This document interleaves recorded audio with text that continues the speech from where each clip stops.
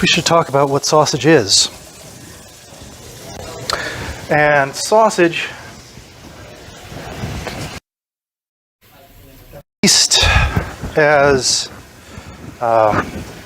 at least as we're going to be talking about it today. I mean, you know what a sausage is. You've had a hot dog, you've had a brat, you've had a metwurst, you've had a kielbasa, and you know how they act. You've had hamburger too, though, right? Different, right? Yeah. Hamburger, kind of crumbly, actually.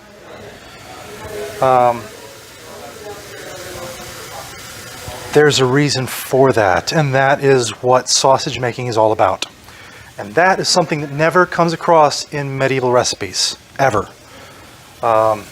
If you know what to look for, you can see it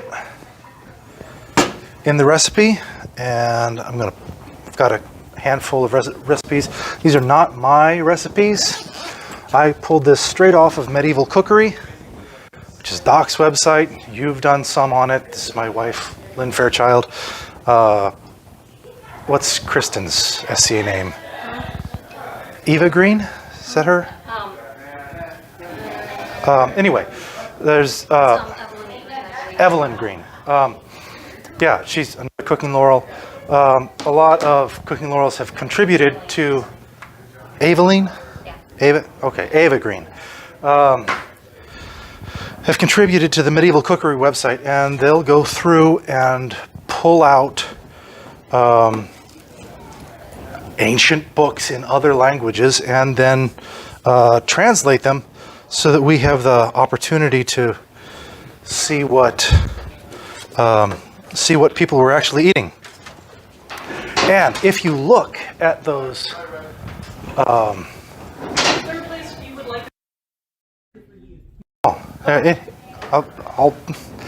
if this room was full, I'd still be pretty much doing the same thing.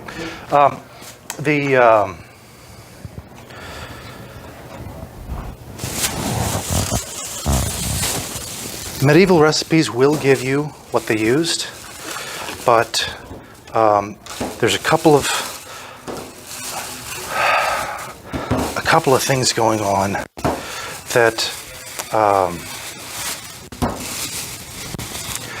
how do I put this? Medieval people were not scientists. They were good phenomenologists, okay?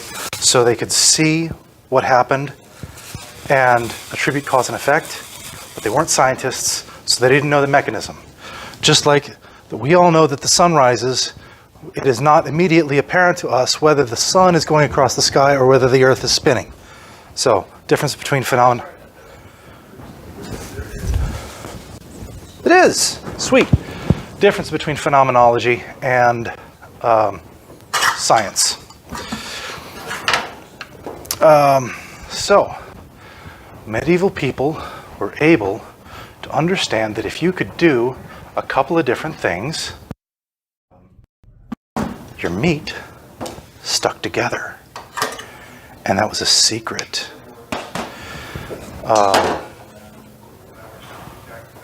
Now, how well kept that secret was? Good question. Because sausage makers did have a guild. They were part of the guild system, so I could imagine that that was a guild secret. However, there are a lot of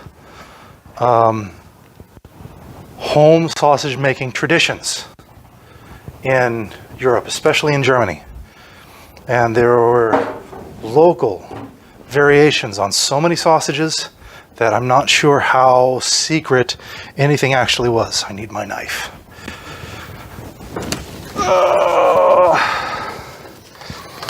But we're going to talk about that secret that is how sausage sticks together that they never wrote down.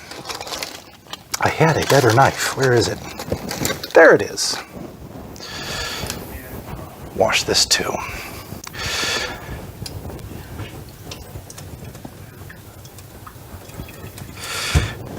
Have you ever made mayonnaise?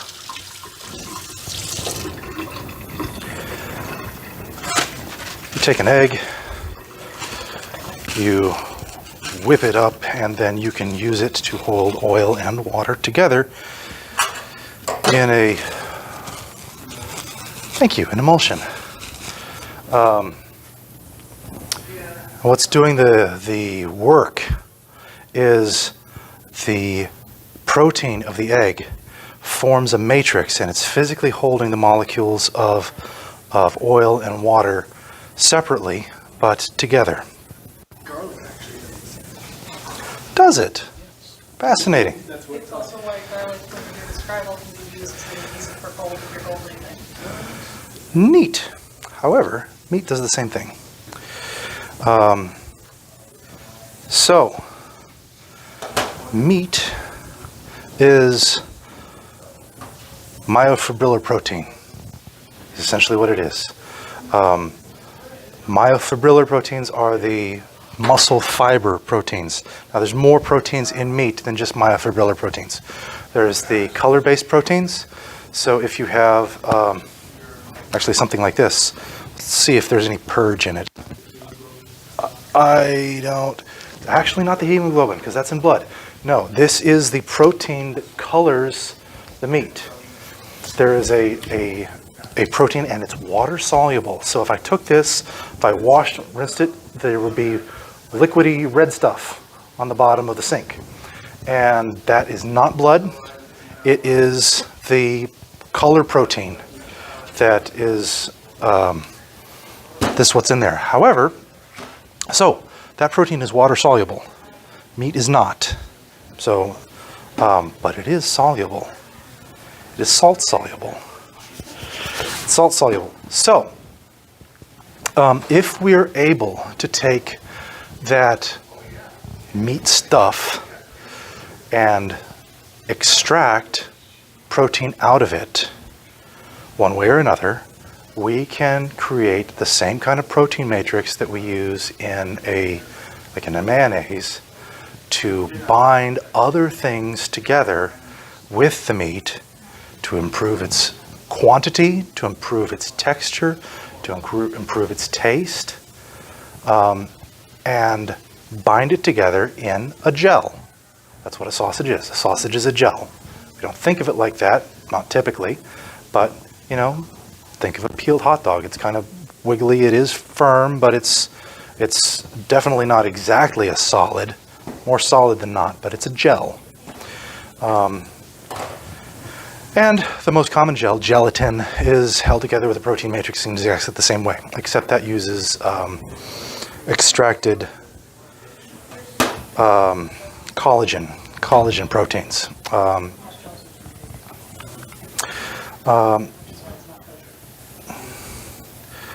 So let's make some sausage. The first one I want to do is not a period sausage. What I want to do is just to show you how much you can get out of a. We're gonna make junk actually, but we're gonna do it in a way that that kind of shows you what's going on.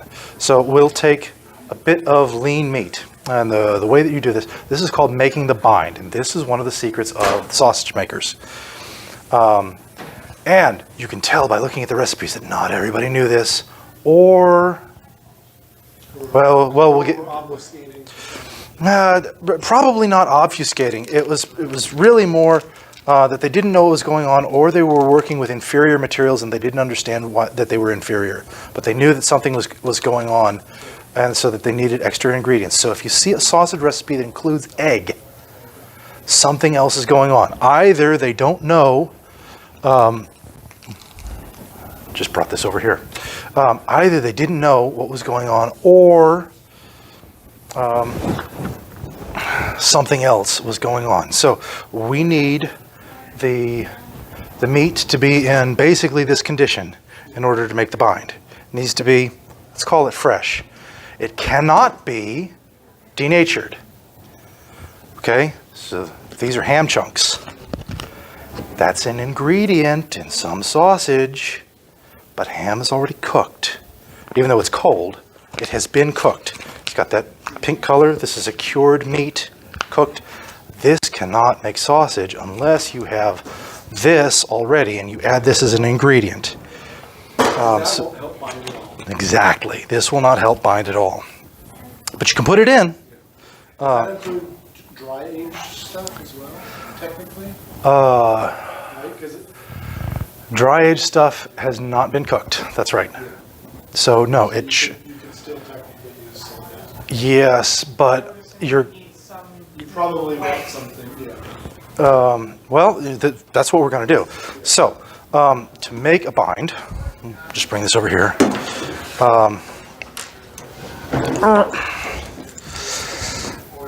We're going to add a significant quantity of salt.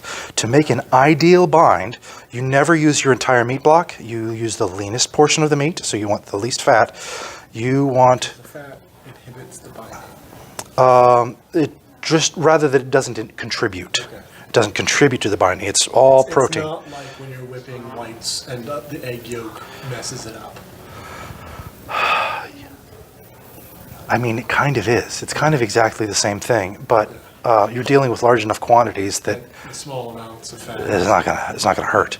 But like if you're whipping 2 egg whites and you have 1 egg yolk in there, that's a big problem because the quantities are larger. So the ideal bind is to take the leanest portion of your meat block and take 10% of that by weight of salt. So it's going to be really salty, so you need to add all of the other ingredients. So generally what happens is you add all of the salt of the recipe to the bind, and then you can make meat glue, which is It's essentially like if you're doing a white sauce, it's the start of the white sauce. So But that, the I meat mean, version of it- that means you need at least, what is it, 1 part to 4 parts, I think, because I'm thinking with the dry aging, generally we aim for about 2 to 3% by weight salt okay. for the whole piece of meat. And that's about perfectly salted for all of it.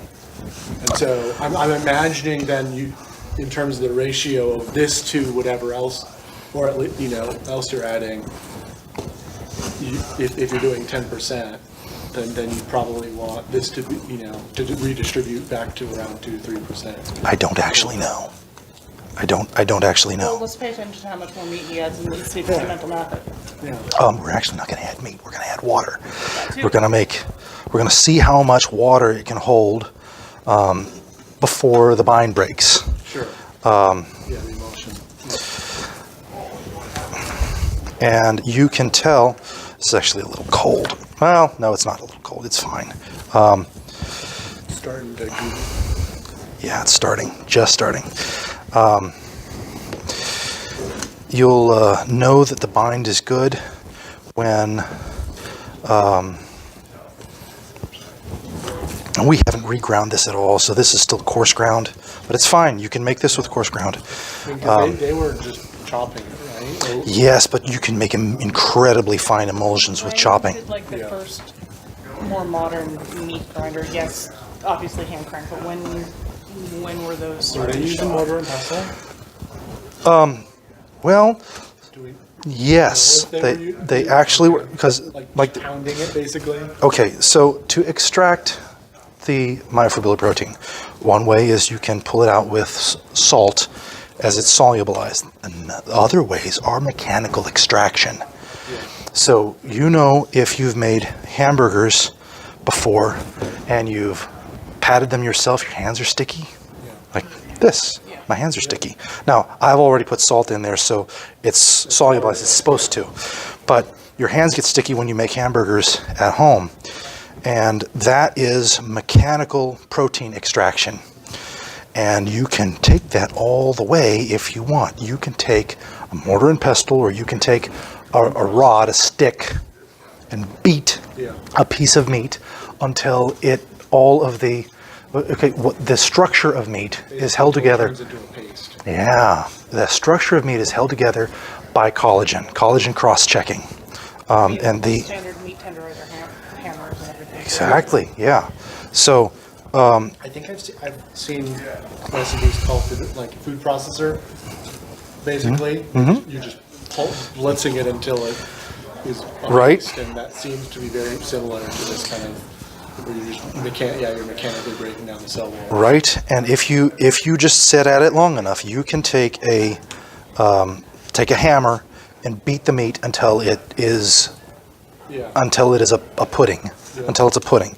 The structure of meat is held together with collagen cell walls, and the older meat gets, including us, the firmer it gets because of collagen cross-checking. That, like, if you can imagine, your cell walls are like this, and they're held here, here, and here. As meat ages, you get additional collagen cross-checking because that's what happens when muscle is worked and torn and healed. And so an animal that is very muscular and aggressive, or a weightlifter, or whatever, is going to have lots of collagen cross-checking that makes the muscle physically stronger, but also makes it less tender. So that would be like why Kobe beef is what it is because those cows live very cushy lives. That's right. Yeah, they do everything they can to prevent the collagen cross-checking from happening in the first place. Or why veal is veal. Exactly. Yes.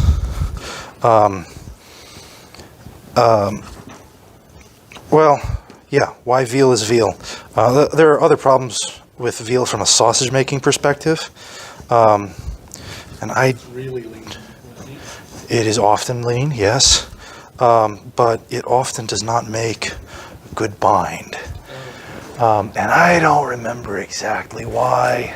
There's some chemistry. Yeah, there is. And I need to take a refresher course because it's real chemistry. And there's an anecdote from my family history. My grandfather started the sausage making business, and you know what? We're gonna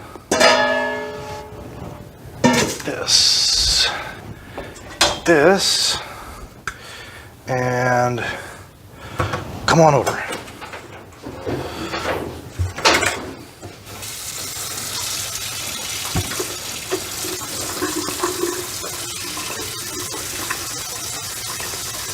Your spiral attachment's over there if you end up needing that one.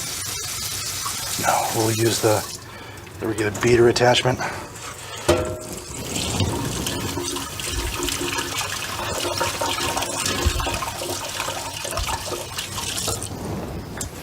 Doesn't look very appetizing.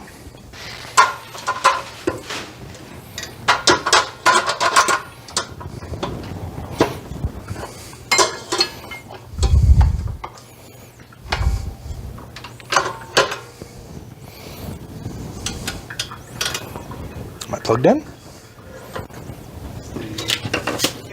Plug On? or reset.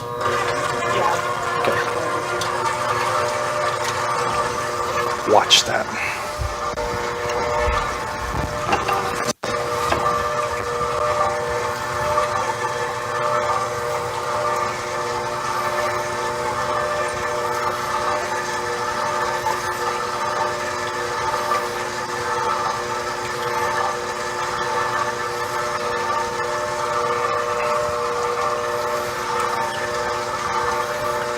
You can already see it's getting kind of thicker.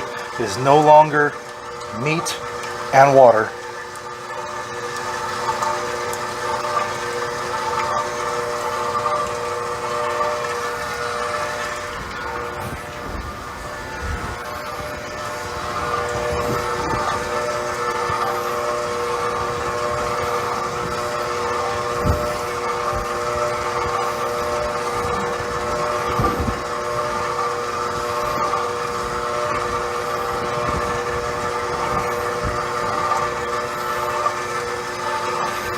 Can you see it? Very stringy almost. Exactly. Yes. The water being bound up in the protein matrix.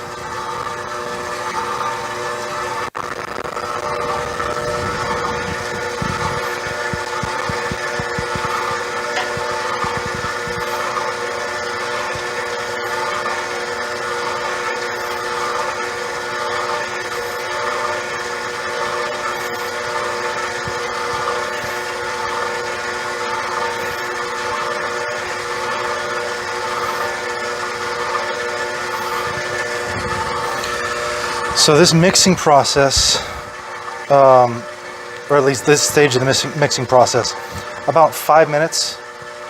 About 5 minutes is what we're looking at. It is entirely possible to overmix, because once we have a protein matrix, you can destroy it by overworking. When you're doing meringue. Exactly, you can overbeat the meringue. And it'll collapse. But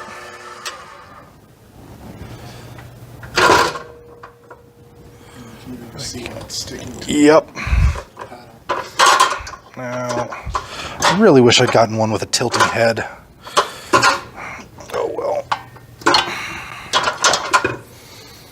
Sticking to the paddle, sticking to.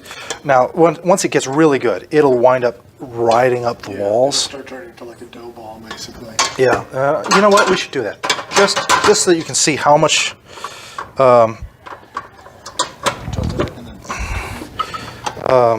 Yeah, we're gonna do that. And so we'll go a little faster. That's too fast. About there.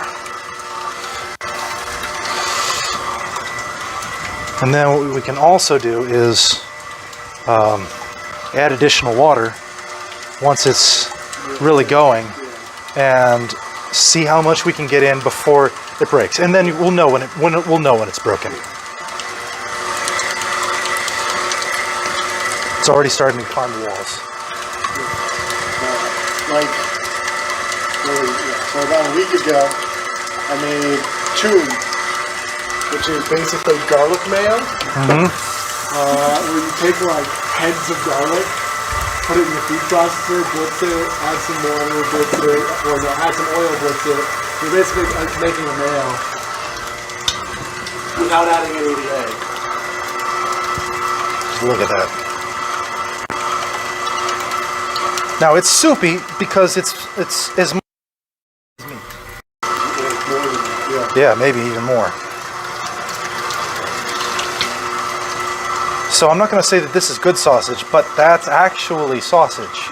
Like we can put that in, pour that out in a loaf pan like this, bake it, and it will become a gel. That's basically pate. You're right. Yeah, yeah. Ooh, did I break it already? No, I think we're still technically good. It's just more liquid.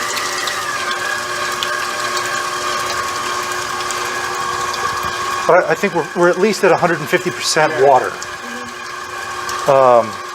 And no product is sold with 150% water. But 40%? Yeah. 40%. Like that's actually what hams are these days. When they're injected, there's like 40% water added hams. Now, injection is a little bit different. You are taking advantage of the meat structure, adding additional water and usually protein along with it to create a juicier ham out of a inferior product. And that's one of the things, one of the beauties of adding water as an ingredient is that you are actually improving up to a certain point. Like this is crap. Yeah. But we're doing that for an example. When you add water, you will improve the mouthfeel of the product. It will be juicier. It will taste better. Yeah.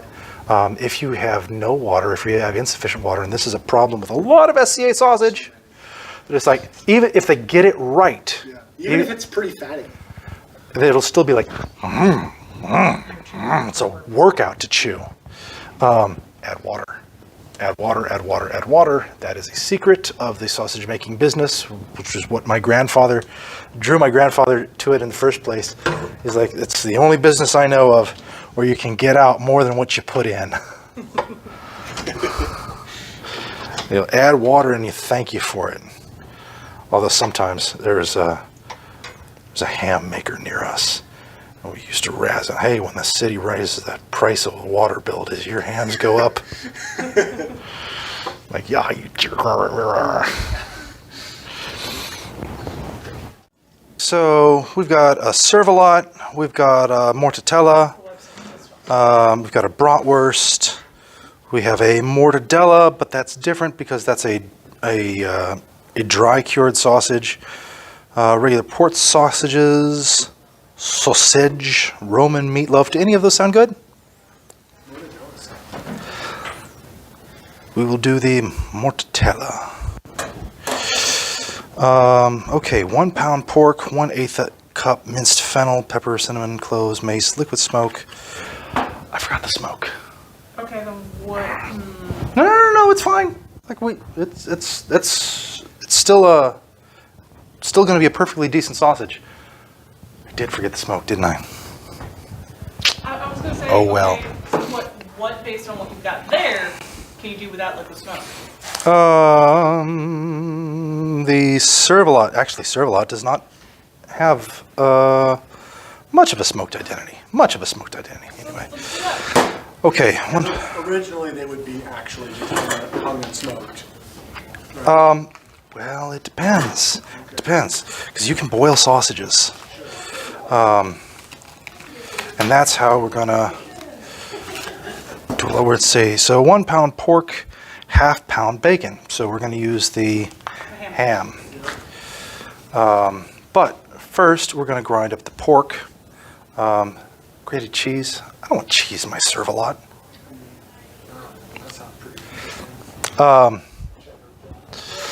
Yeah. Okay, we're gonna have to go back over, but we'll take this. We're not using the mixing attachment, we're using the grinding attachment, which is really handy. I really like it if you already have a a mixer, then the grinding attachment is fantastic.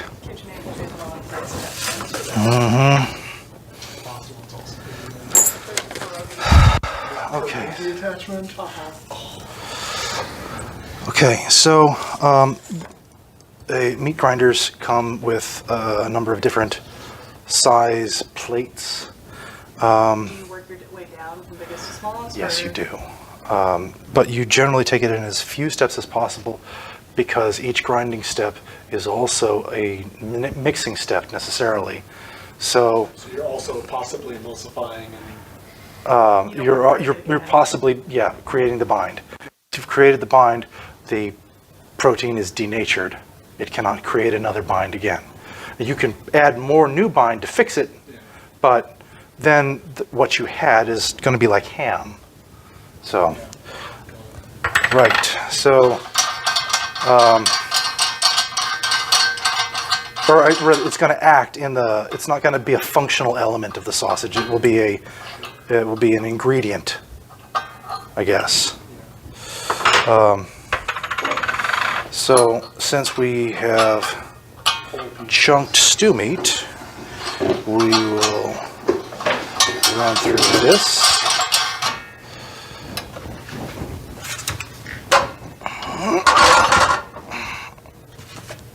Stop you.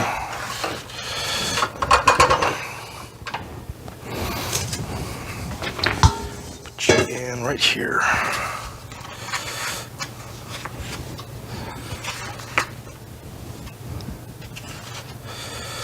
We'll use about half of this pork so that we can use pork as an ingredient again for a later sausage.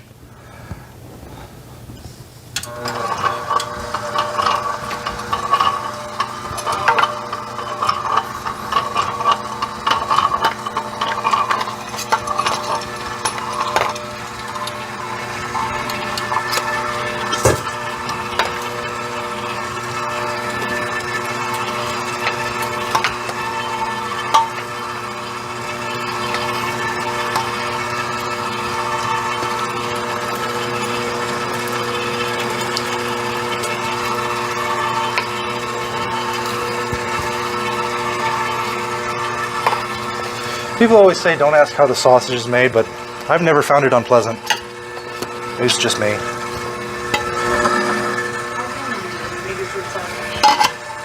Actually, surprisingly old. Let's see, the first sausage I made would have been Geta, and that was probably 23? Probably 23? Dad didn't push me to be in the business. And it was only later when I found out how cool the science of food production was that, like, nobody told me. Come on. How can you expect me to want to be in the business when you don't tell me the cool parts? But, oh well.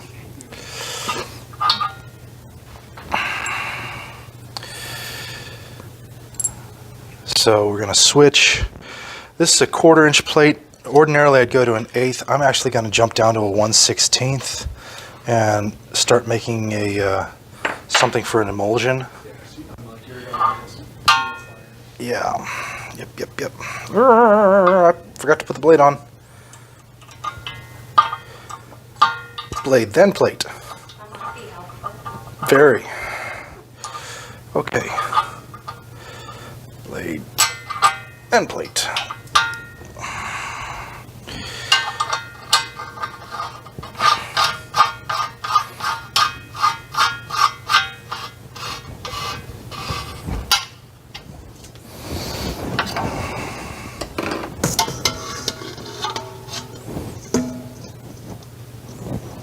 What time period is the one that you're making?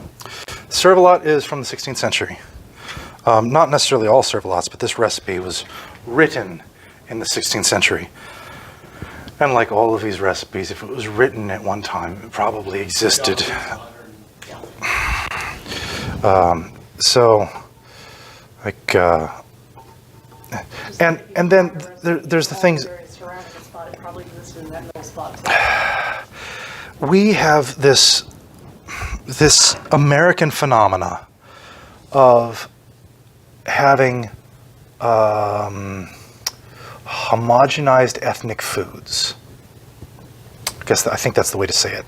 Okay, so what happens in the old world is that flavors were very local. You would have tremendous variation between one village or one town and the next town, one village and the next village. People typically did not travel large distances. They had roots and they stayed there for generations, and tastes grew organically in that locale. And when there was the opportunity for mass emigration to the United States, people stayed in regional enclaves, and the people making food for those new immigrants had to take your regional flavor and your regional flavor and your regional flavor and make it all, and so the rest of America digested it as their food. But you might not have eaten what you eat, and that person wouldn't have had either thing. But Americans experience it all as your food. So there will be tremendous variation. Like you will find different bratwurst recipes, different Zervalat recipes, different metwurst recipes, although metwurst a little bit differently because it was actually a later sausage that was developed in the 17th century. We knew that it happened. It was a thing for when Poland disappeared. When Poland disappeared and Germany took half of it, and what was it, Lithuania took the other half of Poland. One of the German immigrants to Polish territory created a hybrid sausage between Polish ingredients with a German taste and created the product that we know as metwurst. So it was deliberately created. So we know when that was made.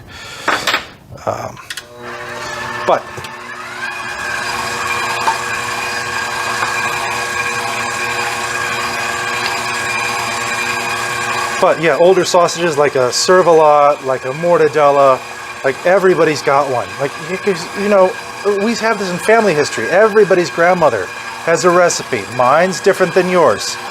And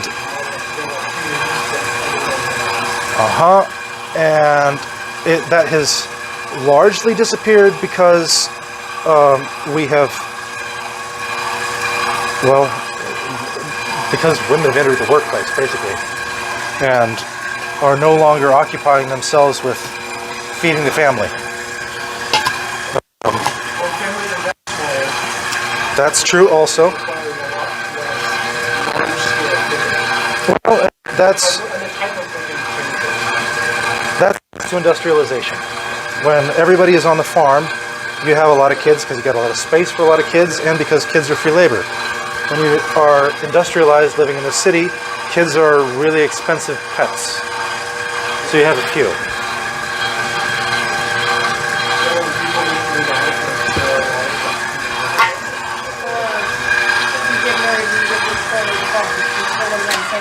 Your family, but Uh-huh.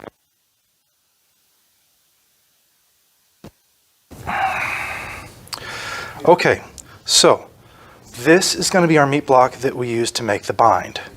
We're going to go ahead and have a separate mixing bowl. Where is my separate mixing bowl? It is right there. It is on the drying rack. Yes, I will want the salt, but I'm going to grind the bacon first, or not bacon. Thank you, appreciate that. We're gonna grind the ham.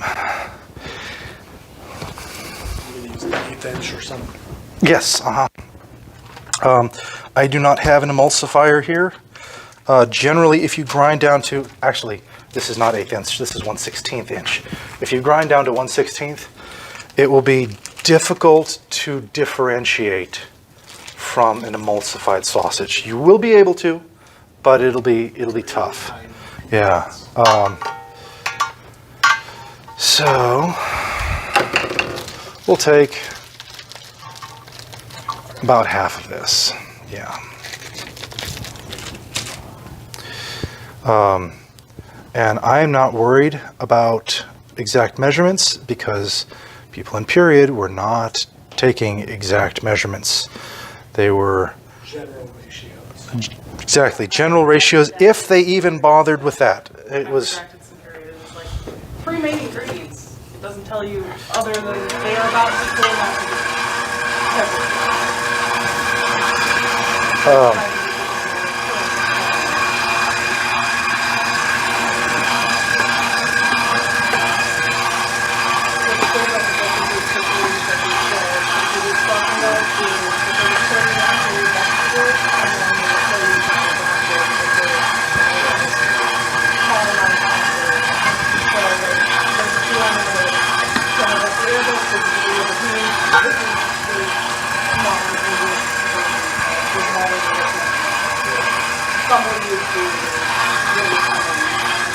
or sometimes it's, I played around with this and I made something that tastes at least half decent, and here's how I did that.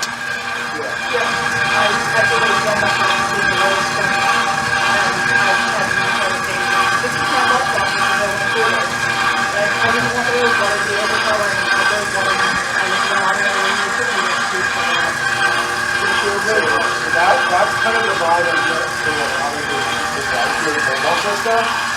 That's what I do with it. It's only muscle dry. Teaspoon. I had measuring spoons. Here they are. Teaspoon salt. I think that's a little light, but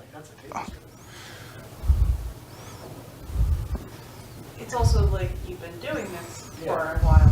You might be able to judge based on what you've got. A better ratio. I generally just kind of throw in my this recipe. When I'm doing cooking, you're like, you're doing sorcery. I'm like, I'm really not. I If you're mean- used to what it looks like, you can make a good guess. but there is a reason. So this recipe does not call for water at all. Okay. Okay. You're gonna add it. You have to. So There's only so many ways. Doesn't call for You it. need to. You must add it because there's no other way to distribute the spices evenly. So, like you were saying, then water's probably the most common omitted ingredient. Yes, almost certainly. Now, we aren't going to add a lot. So, Half cup. like that. Okay. And we're going to use this to create the bind. And then we can decide later if we Want to add more water. want to add more water. And You can always add more. You can never take it. right, not adding is, in my opinion, the most common mistake in sausage making. At least in amateur sausage making, not adding sufficient water. When people will say, like, it just doesn't have have like good mouthfeel. It needs more fat. The people will say it needs more fat. They are actually wrong. It requires more water. I think they're probably thinking it needs more fat just because when you're cooking it in a pan or something, the fat that you get from the fat being cooked is the fat when it's cooked is a liquid. Yes. So Yes. that's why they're thinking. No, I think you're absolutely right. Thinking in terms of like steaks, right? Yes. Have a really well marbled steak, feels juicier. Yes. And of course it is. That's true. Yeah. Flavor, in large part, flavor comes from the fat. But the Texture and Texture and juiciness usually comes from water. Now, of course, that's not the case in whole muscle meat. It's not, but I mean, it kind of is because the intercellular water is like that's a thing. It's not just the fat making the steak juicy. no, I mean, the muscles are big because they're well hydrated. I mean, in my stuff, you're looking to lose 30% of the weight in just air dry. Come here, take a look at this. The bind is starting to definitely starting to create, and the water has completely disappeared. It's gone, yeah. Fully incorporated. Yeah, there we go. So, yeah, the water is fully incorporated. The meat is starting to climb the walls. So it's about time. Do we start adding the other stuff? Yes, we do. Because otherwise we might get past by the time we mix the rest of it. I don't think it'll be a problem Okay. but with as little water as we've included, but we are including other ingredients that aren't going to make a Well, the ham bind. chunks that you included too come partially with a little bit of water in that packaging. That's true. So this is the ham here. And what else is in this recipe? You said cheese, but you didn't want to do the cheese. Yeah, Cervalat should not have cheese. One thing about Cervalat, the name, sorry, you're in camera. You're fine. Cervalat, the etymology comes from the Latin of cerebrum. It's not. I was thinking cerebellum. No, cerebrum. Cervalat is a brain sausage, and over time, the appetite for organ meats diminished, and that was omitted from the sausage. So this is listed as a Cervalat, but there are no brains. This is a 16th century recipe. There's no brains included in the recipe. So even at the time, depending on who it was for, like you may have, The fancier it was, the less. do we give? Depending, the fancier, the more organs might have been a thing too. Because delicacies and things. I don't know, but I do know that this doesn't have. In a lot of pate, they use some liver as the binding agent. But I know also historically, like monkey brains have been a delicacy type of deal too. Sure. This calls for black pepper, which is a very functional spice. Black pepper is. Would it be that black pepper, or I know there's another? There's long pepper. This black pepper did exist even back in Rome. Yes, but I'm thinking for this particular, is the modernization of it to use the black pepper because the long pepper is really good to get, or? I don't know. I do not know. In a lot of my research, I'm not the medieval cookery guy. I'm actually the modern sausage guy. I'm just doing it. What this calls for, it calls for almost double this amount. That seems like a lot of black pepper to me, like a lot. So I'm not going to do that. Although I will admit that in small batches, in order to get the taste that you want, you almost have to double the spice amount. I don't really know why. It just seems like the spice, I guess, clings to the equipment more lose than. a certain constant amount of spice. But I don't think this identity of Cervalat should be I taste black pepper, because that's what it's gonna be. based on It this. sounds like they were aiming for like a pepper cheese thing. Sounds like the pepper would have been drowned a bit if they had actually put cheese in there. Yeah. Yeah, trying to balance out. They have cinnamon in here. They did have cinnamon in here, and I did not include that as a spice because that's not a typical spice that we use in sausage making, but it is in medieval recipes. So we're going to include it. I'm just going to borrow the church's spice. They have the industrial spice. It's like it again. It calls for way more of this than I think there ought to be. Just a lot of spices. I also wonder in terms of some of the medieval recipes, when they call for cinnamon, how much it is actually cinnamon specifically they're searching for, or that it's just their, oh, it's a spice that's not necessarily native to here type spice. Just on some of the recipes I've seen. Maybe. I really couldn't tell you. Again, you do the modern, so. Where's my ginger? Paprika. There. Huh? Is it? Oh, it is. Yes. Here's my ginger. Now, spices have function. In sausage making, black pepper is the first spice that you will taste. It hits the tip of the tongue.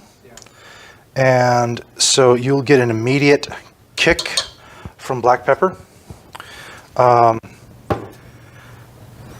White pepper does not hit the tip of the tongue. It hits the whole tongue and the whole mouth. So you will get a full feeling from white pepper. Red pepper does not hit the mouth at all. It hits the throat. So you often will add red pepper at low quantities, not because you want the heat, but because... Pepper flakes. Yeah. Where did I bring? Technically are, Did I bring my red pepper? well, I didn't. They're not. They're real late period. I know. Yeah. But paprika and red pepper are the same things. Yeah. So Ground finer. I'm just gonna add some paprika. It will improve the color, and actually, paprika is regulated. Pardon me. Like black pepper. Probably right. Or the ginger. I mean, honestly, common ginger. So we don't need much red pepper So why are we saying paprika is really because it will add red color, and it can give the impression that the meat is, you're using more high quality meats. Because what is the reddest meat? Beef. I mean, venison, bison also, but actually per pound, they're more expensive than beef. So red meats are more expensive than pale meats are more expensive than white meats. Do I have white pepper here? I have it somewhere. Okay, I'm going to add a little bit of white pepper. Not much, because a little bit goes a long way.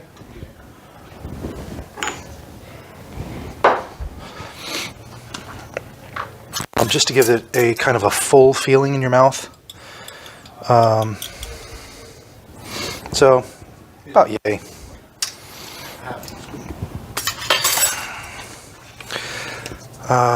What else do we call for here? Pepper, cinnamon, ginger, sugar? Salt. I could understand the sugar. Sugar is a flavor magnifier. It not necessarily just because you want it to be sweet, but also because like salt is a flavor enhancer, sugar is a flavor enhancer, acid actually is a flavor enhancer. So if you use anything in a large quantity, it's going to take on the taste of that thing. But in small quantities, they're functional as flavor magnifiers rather than imparting the taste on their own. And I don't know, I didn't bring sugar. Do you have sugar? I don't see sugar. This quick. Nope. But there is some vinegar. There's sugar with a coffee. Coffee supplies, sweet. Okay, so how much sugar did this call for? Call for a teaspoon. Okay. good news is it's actual sugar. Yeah, not like a sponge. Yeah. Okay, so this is probably going to wind up being fairly sweet. This won't just be flavor enhancement. This will actually Although that add. is a tablespoon, right? Yeah. Oh, well, It's going to be an interesting thing.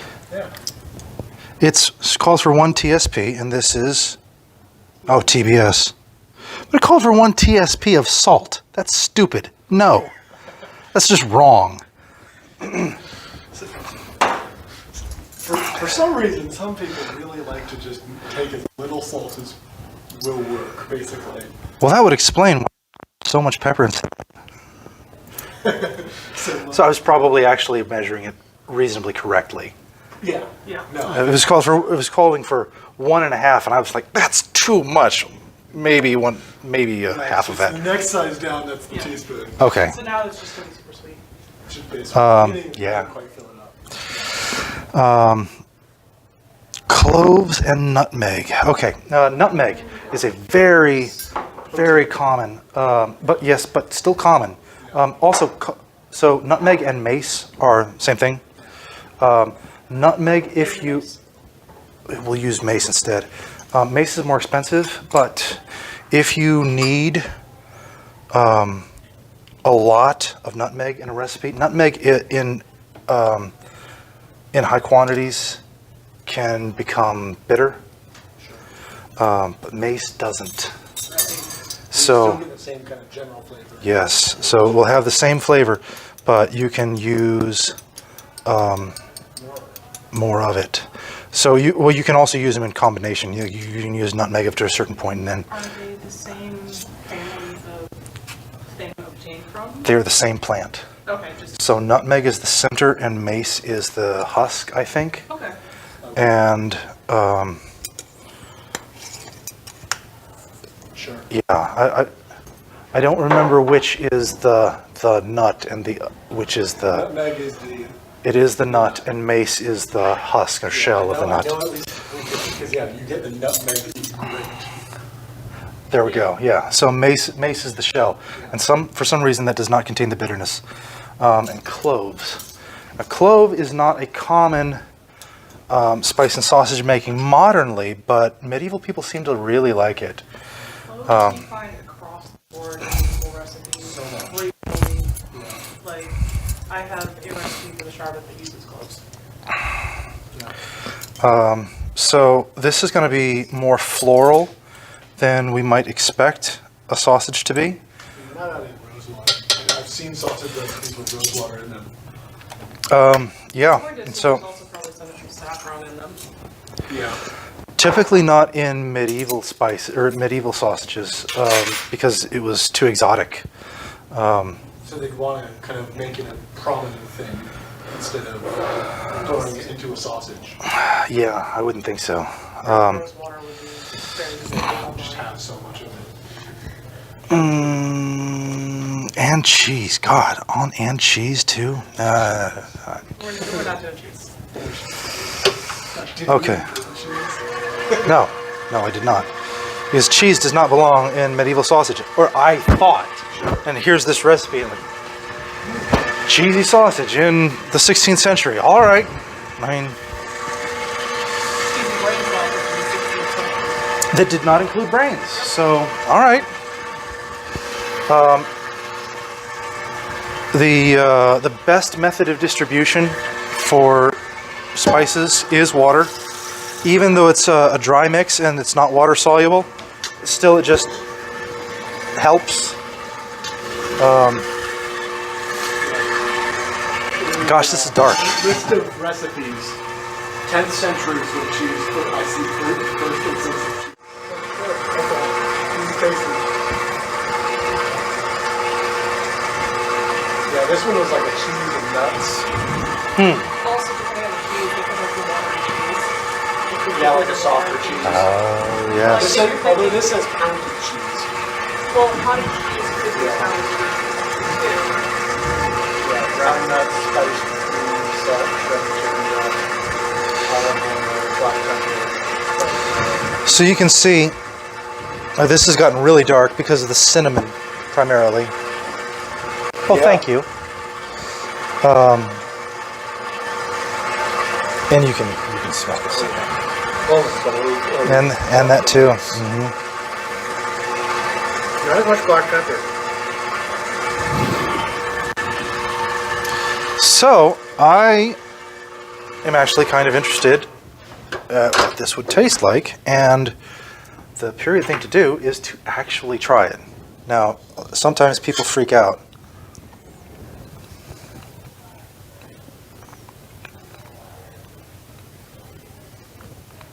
Now, I've heard if you are a little freaked out about that, you can take a tiny piece, and just throw it in a skillet. You could, but Just cook it.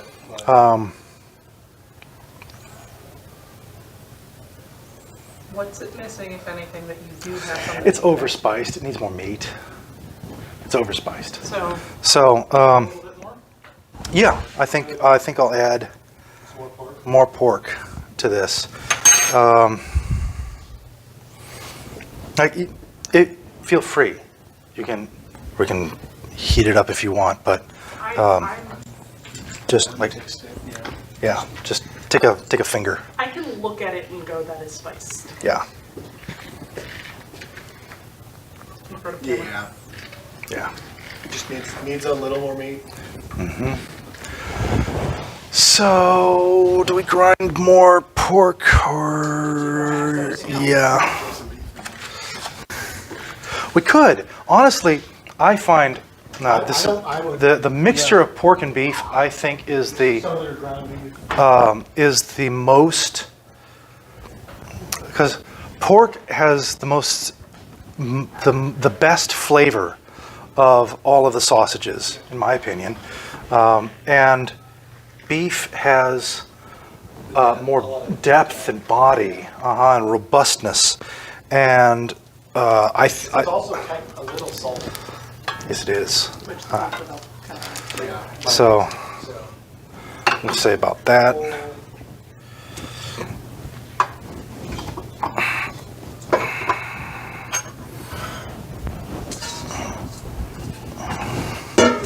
I mean, it's also good to have a feel for this is what it's like. I think he does things. Oh, with all the modern equipment? No, it's barely. Oh, well, yeah, no, that's true. Fair. Fair.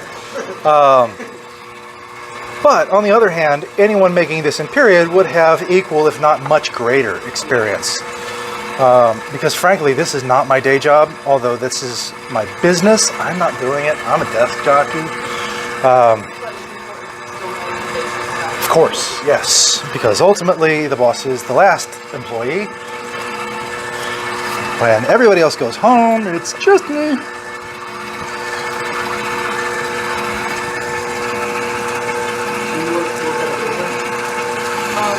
We're actually sausage makers more than butchers. My grandfather was a butcher. My father did butcher. I know how to butcher, but that we don't have butchering in our business anymore. So we're sausage makers. Thank you.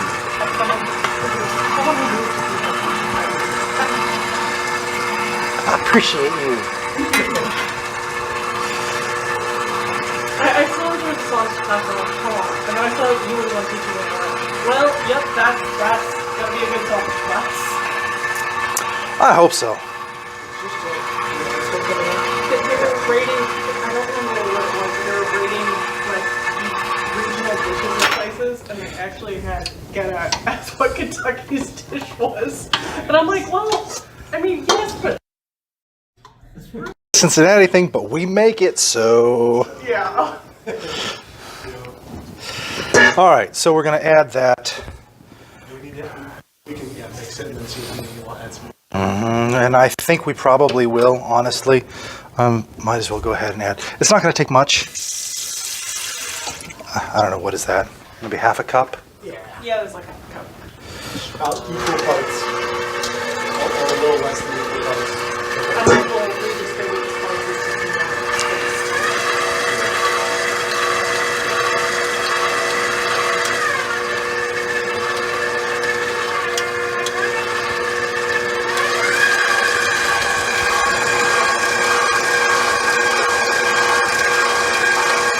had a fun time last weekend. Oops. You know what? Fine. Add it. Fine. Be more beefy.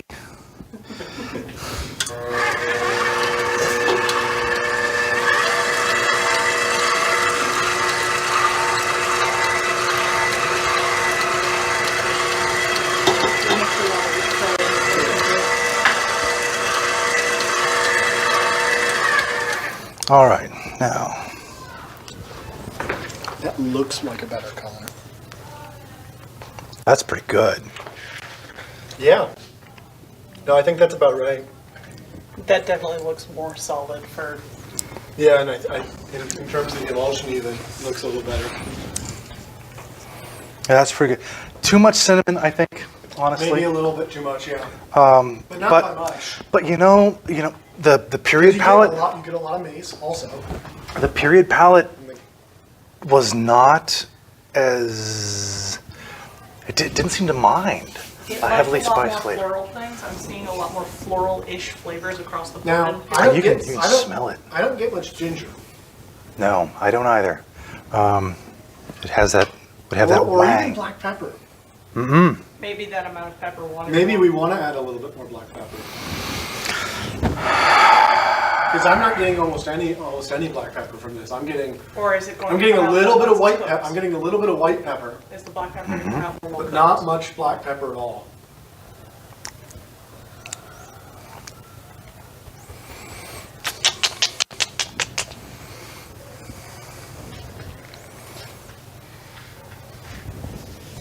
The salt is about right, I think.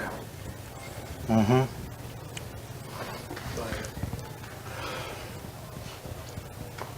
I think, you know what, it could actually use a little bit more water. I think that'll improve the mouth. Distribute. Not the distribution, it's just the mouth feel that I'm concerned with. I'm So you a add little about another quarter cup. Yeah, I'm a little concerned that might give us too heavy of a sausage, because we're going to stuff this into. Oops. We're going to stuff this into a casing, and then we'll water cook it.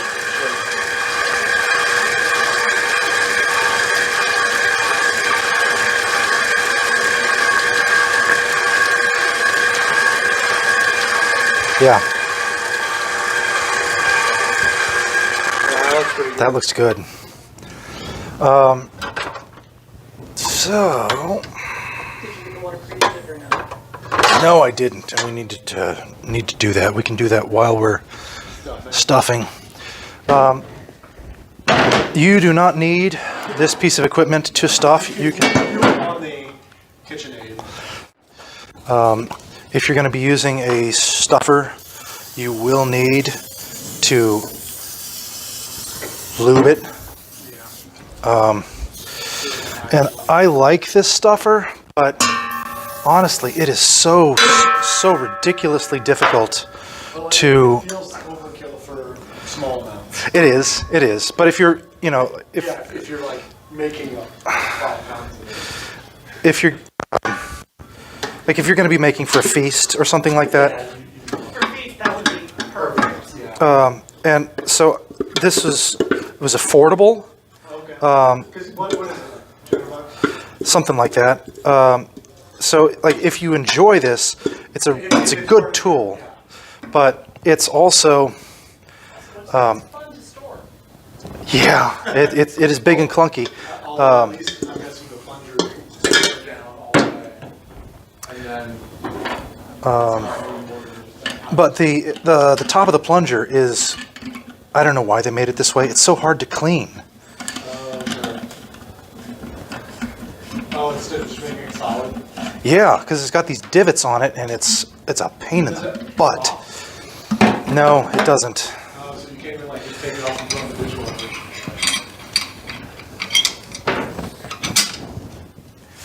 At least, not that I know of. Now that you say that, I'm going to check, and I'm going to feel really stupid. Like, put a pin or something. If there's a pin, yeah, I'm going to feel really stupid. It slots off. It's like money. This is collagen. collagen casings rather than natural casings. I used to use natural casings because I had them at work, and now I don't. So I just picked up collagen casings. Do you have a preference? Is it in feel? They're really similar because they're out of the same material. Sure.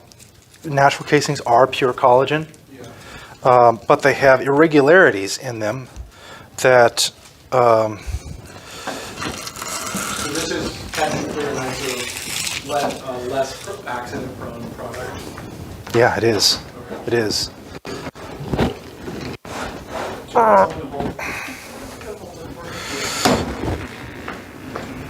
Hold the other side. Well, I'll hold here until we get to the point where it. First batches, the seal is always tight. Yeah. Like you said, it needs to be removed. Yep. Come on. Okay.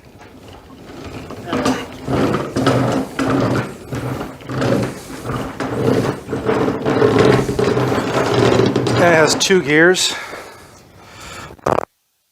Yeah. so this will help. Nope, other way on this side. Oh, that's much easier. More cranky. More cranky, but a lot easier.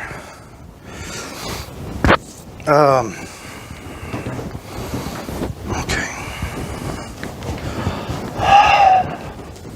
Whoop!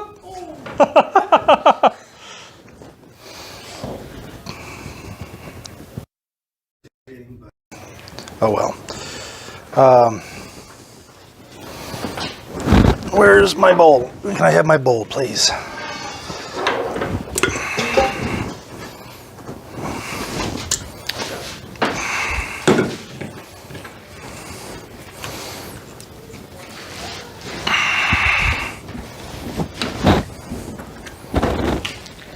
There it goes.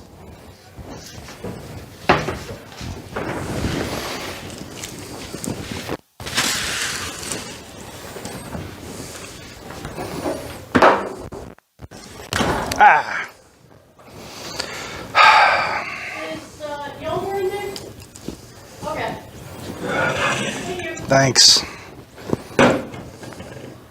So, blowouts is part of working with sausage casings. This is normal. Doesn't mean it's any less irritating when it happens. It's always irritating, it's always a mess, but you just realize that it's normal and you have lots more. It's part of the process. The whole package is $10. You're going to use it all anyway. You're not going to store it. So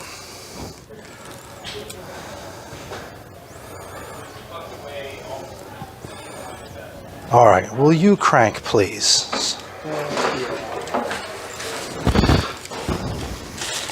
Sorry.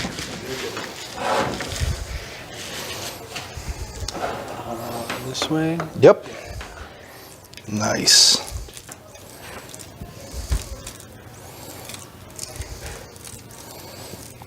Hold up, please. So, 3 twists. Actually, Alternating. go ahead.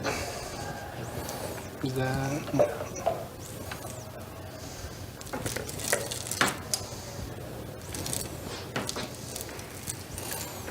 Or towards the bottom. We are? Okay. Yeah, that's it. Okay.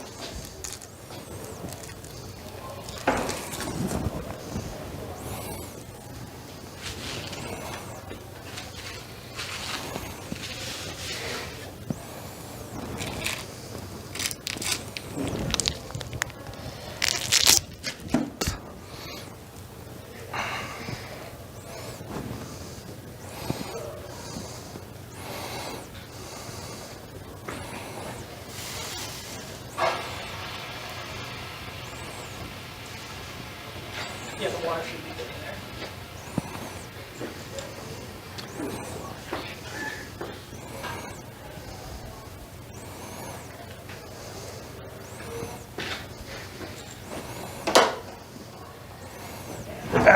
wash my hands. Yep, I'm too slippery.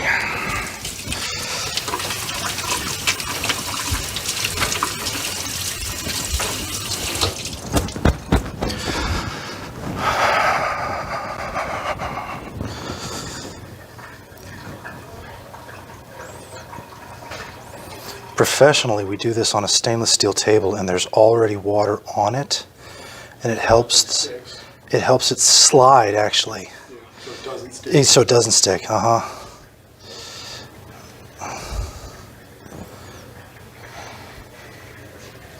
All right.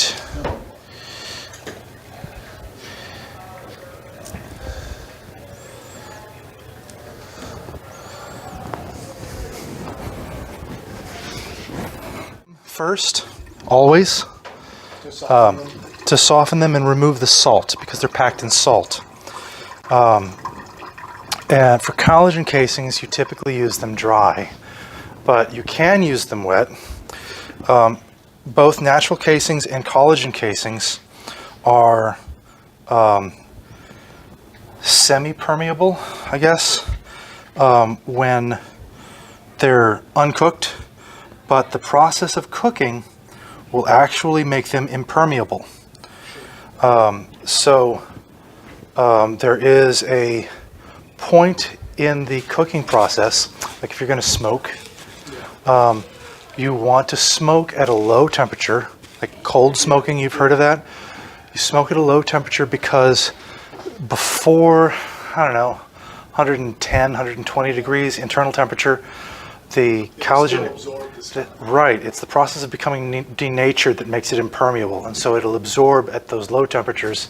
When you finish, I don't know, when you want to finish, you have to finish Brisket or something, or like if you were like at 140 degrees, which is a low temperature, for several hours, that will be lethality, that will kill everything. But if you hit like 160 for an instant, that kills everything. So it just depends on your cooking process and what you're trying to achieve.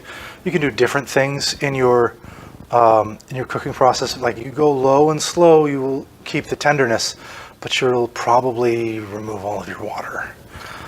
If you go hot, fast, you will probably maintain your inner juiciness, but you may have damage on the outside of your sausage, or whatever meat it is. Because like these principles apply to all meats. So if you're cooking a steak, low and slow, the risk is it's dry. So you're probably going to want to have either a pan of water underneath or continually baste it. But right, I love sous vide. So great. Sous vide is great because you've actually It's contained. exactly it can't escape. And then you hit it on a hot grill fast to sear it in. But reverse searing is same general concept. Yes, it is. Basically baking it. Yes, it is. And then searing. So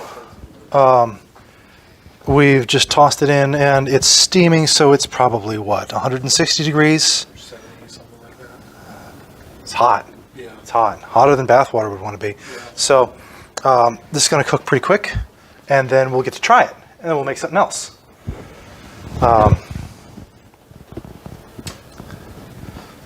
Or actually, if you want, there are so few of us that both of you can try it if you want. So we go through the recipes, and that's okay. What time is it now? It's 3:30. These should be done by then. Oh yeah, Definitely. yeah. So you'll try the first one, and then you and I can. You guys can have your time. So this is kind of cool. It's very hands-on. It's very messy. It's not a clean process, but there is science to it, and it's kind of cool. Yeah. It's kind of cool. Something else we can do, and I guess I will with this, is Pack these. we could, yeah, Or use or we could put it out in a loaf pan. bake it. Bake it. Hmm. Water bake it. No, we'll put it in the oven. Not Bain Marie style. Oh, okay. That's what a lot of pâtés do, is they have their loaf pan in a thing of water. So if That's if they have another general. I mean, if you, Is there pots and pans? Yeah, I think right in here. Cookie sheets, actually. Here's what we want. This. And then just a little bit of water. So yes, I think the two of you are going to have science time for the last half Yeah. hour. It's so cool. You can geek out about the science of it. And you can tell from some of the authors that they were doing similar things. Like there's one author who had, I forget who this guy was, but he wrote a book about the traveling camp kitchen of, I don't know, maybe Maximilian?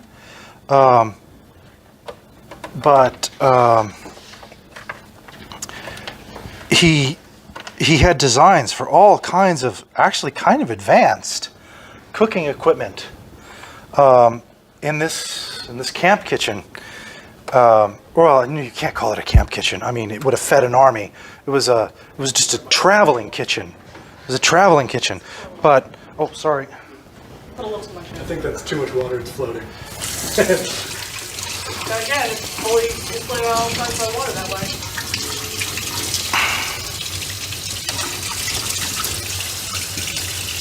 There we go. Touching the bottom at least. So we You could were probably saying, cook you were this. saying that the recipes left out stuff, like obviously the water. Yes, left out water and How could you tell if the recipe knew what they were doing? Is it just what If there wasn't another binding agent. if there was another binding agent, if it included egg. Now, sometimes there is oh, our twists untwisted. Oh no. So now we have a ring sausage. Like you can see where they were. There's shadows of them. One thing that we did not cover is cure. And if you're going to cure your sausage, At least that. frog powder, If you're gonna, it's like in the industry, it's called Prague powder. I don't know why, but it says Prague. But it is the pink powder. A problem that many people encounter with cure is that they do not leave sufficient time for color development. Okay, so cure happens over time, and the minimum amount of time that you're going to get that you need for cure development is less, but you need about 3 hours for color to start to develop. But if you leave it overnight, it's going to be so much bolder, and I don't have time to show you that. But does this? That's number one, which is for shorter term. Yeah, this is. I think it's up to a month. Contains 6.25 sodium nitrate, 93.75% salt.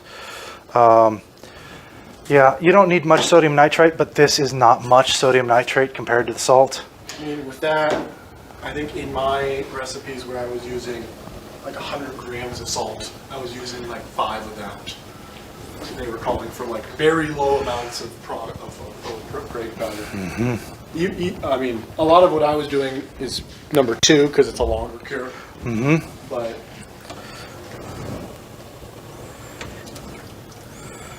It's not firm yet. But it'll be a fairly fast process. I will expect this to be done in under 20 minutes. do we want to, how hot do we want to make this?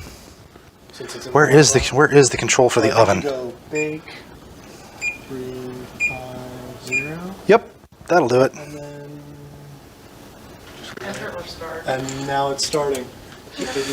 That's just the top one. So, You don't even have to bend all the way over. yeah.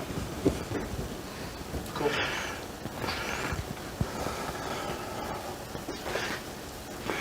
But yes, in a water cook. Now, steaming, this would probably take 30 minutes. Steaming is fast too. In a traditional smokehouse, this would take 2 or 3 hours, simply because of the difference between the heat transfer between air and the heat transfer between water or steam. So, like, I do actually expect this to be done in like 15 minutes. So I'm gonna get a sausage and run away. Now, with these casings, you eat them out of the casing because they're boiled, right? No, You eat the casing? You eat the yeah, casing you can eat the raw? casing too. Yep. No, you don't have to. Sure. Like chorizo is Pretty commonly squeezed out of the casing. exactly, yeah. There's another. If you've heard of the sausage boudin, Okay. it is down in Louisiana and East Texas, and it's a Cajun sausage. It's actually very similar to Gouda or Grützwurst. That's what I make, but it is a sausage that is often, I don't know about always, no, not always, but often cooked, served in a sausage casing, and then you clip off the end and you eat it like a, like a gogurt. More like the cat churro. The churros. Yeah, so it's like that. Churro. Not yet. It takes a while for those things. I mean, it is kind of a gel the way that it is. You know what? Started heating up once the oven actually is technically ready. I'm actually trying to keep the heat in the, Oh, hot. because it's Actually, Is there a lid in the pots and there pans? might be. it's my pot and I didn't bring the lid. Yes, but is there a lid in there? Oh, well, you might be right. There might be. What on? Oh, okay. No. That's too big, but it'll work. That's not that bad.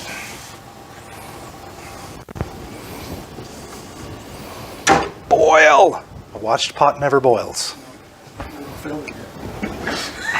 There's going to be a lot of dead air. For your wife to go through. Linnea is probably going to look at this and just go 1.75 speed. We're just looking at the audio. The thing is, we're talking. It's really hard to see if this is. I was at least trying to get you some shots of what's going on.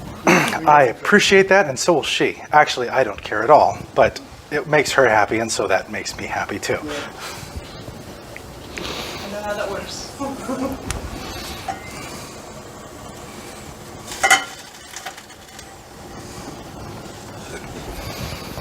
We'll wash this in prep for Your salt. product number 2. Hey, you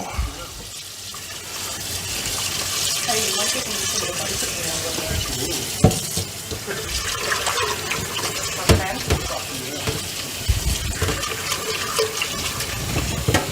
No, just to show my next class with taking part for college.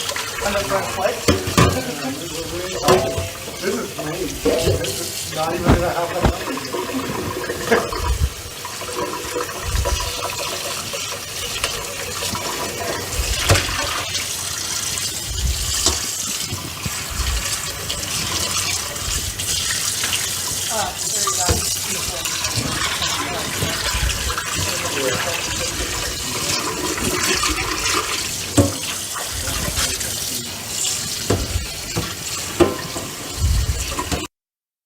There you oven is ready for your other experiment.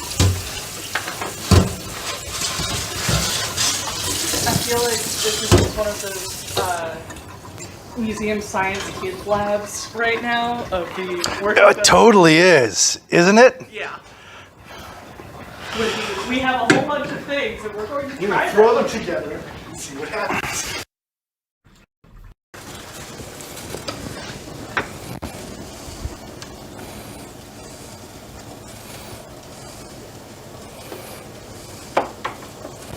Watch always just show up as soon as it's cooked. I see some color happening. Yep. There's too much air in it. Is one, yeah. If something to weight it down with. Prick it.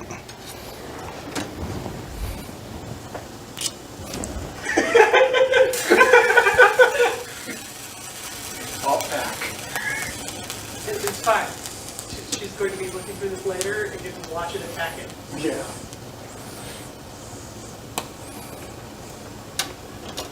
So I think later she's going to look at his shoulder and go, there's another spot I need to move. Okay, well, you know, there's an adage that they're good when they burst. No.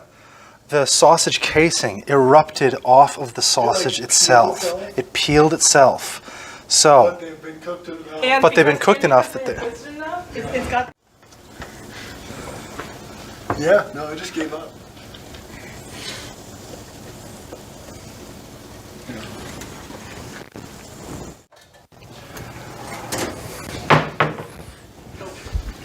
probably stuck in there.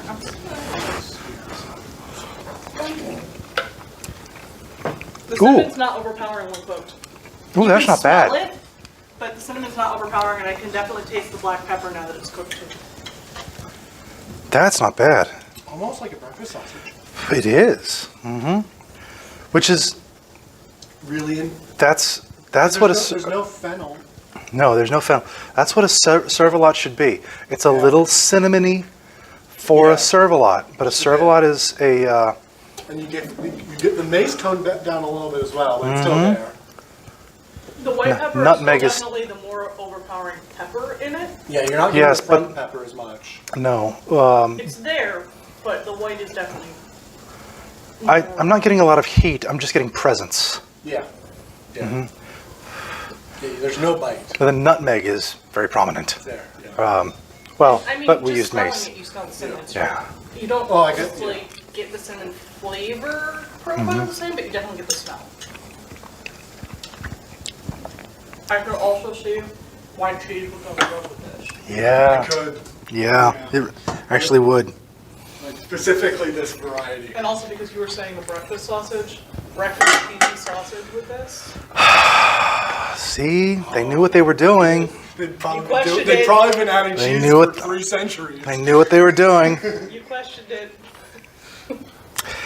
When in doubt, go back to the source. However, Gosh. how moist is it? It's pretty good. Definitely much better than the last feast sausage that I had. Oh.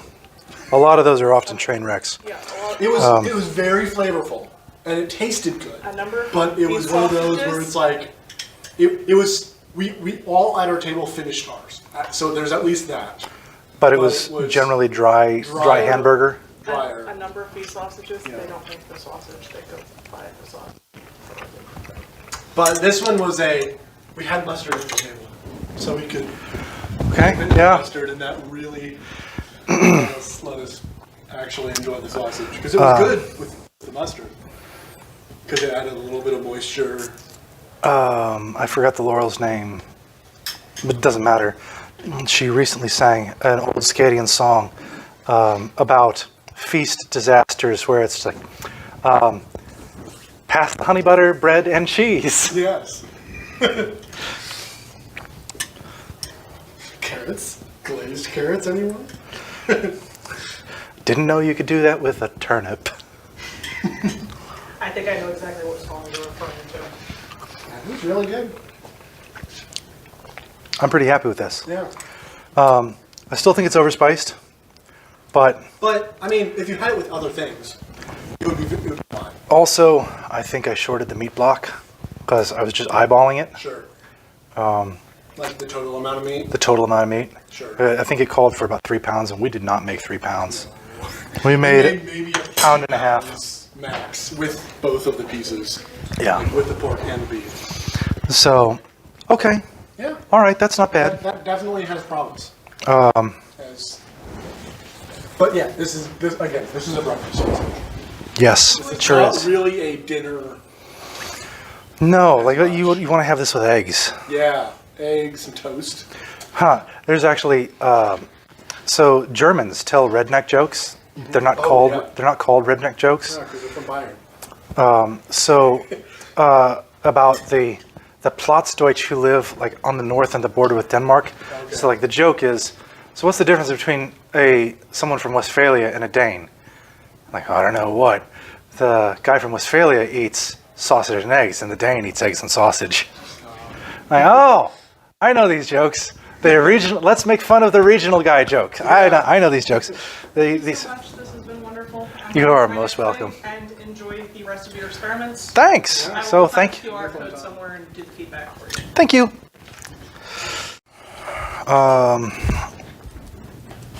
So this calls for 1 pound of pork. We can't do this not on 1/16, not yet.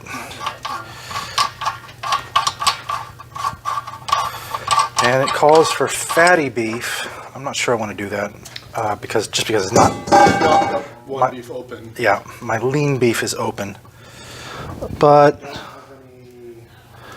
we'll just use more pork. So the one that you and walk around and Offer it up. Sure. Yeah, that's fine. where's the knife? Shall I use this one? Yeah, that's fine. That's been used, so yeah. Careful with the, yes.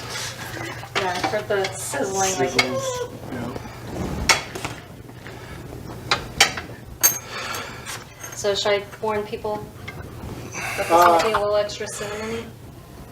Or did you say? A little, I mean, it's got a bit of heat, not much, No, but not- for some people, like, be aware that there is a decent amount of like, pepper and cinnamon and. So what should I tell them this is? It's just spicy. The Cervalat, It's not hot, but it's spicy. you said It's Cervalat yes, it's a breakfast sausage? breakfast sauce.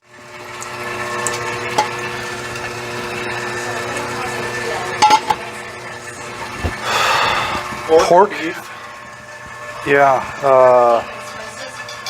Yep. pretty much Then water, but in terms of, you know, Yeah, nothing special. too crazy.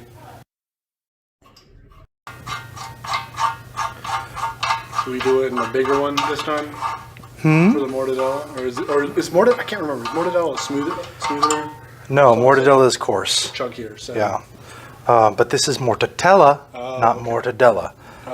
Sure.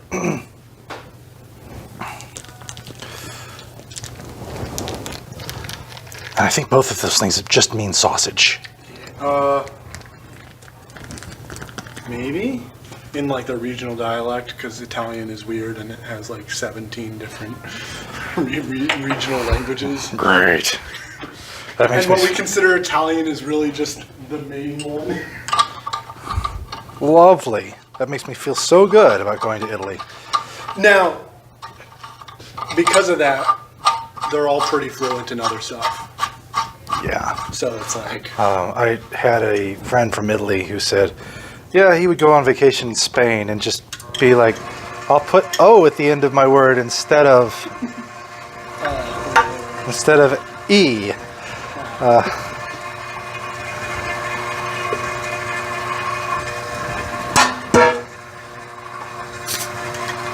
And he said the Spaniards would do that too when they went to Italy. So. sure.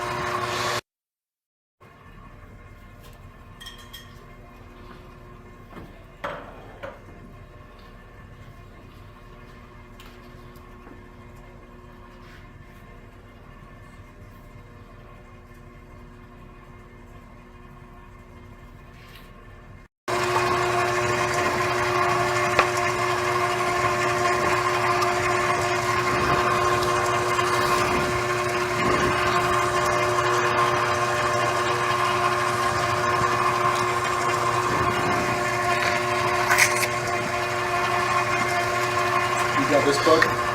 I do. Pretty great. Yep. Got to meet the guy who wrote it. Really nice.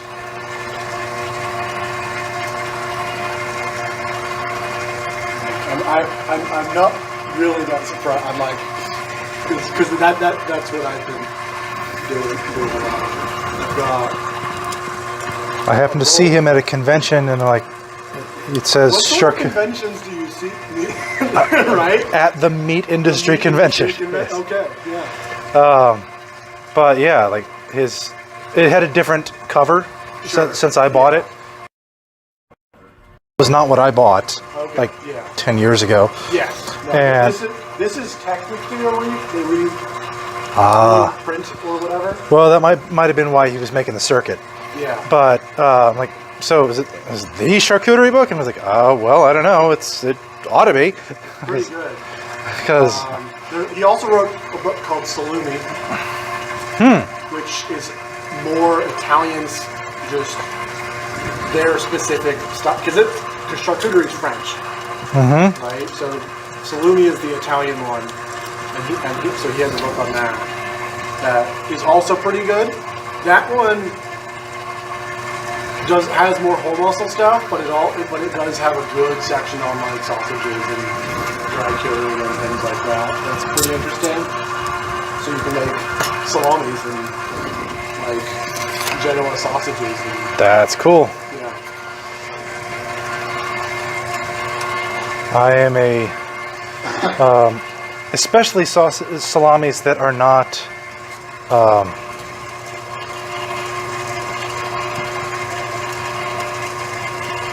dry. Like the dry cured.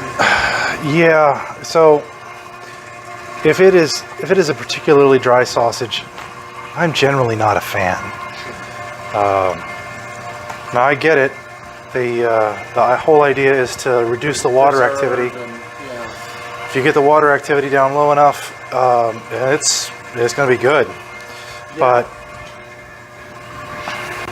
A lot of these sausages, some of these sausages are cultured, which is really fun. yes, So that's a fun time. I've so far avoided sausages because a lot of the sausages I was wanting to do are dry cured and start getting into more risk with dry cured.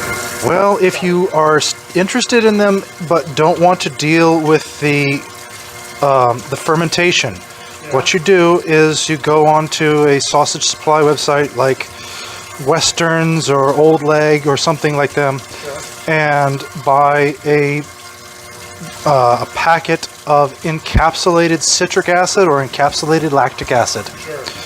And- To lower the pH. And it will do everything that the fermentation process does, except some of the potential funk. Yeah. And usually that's a big benefit because you don't want it.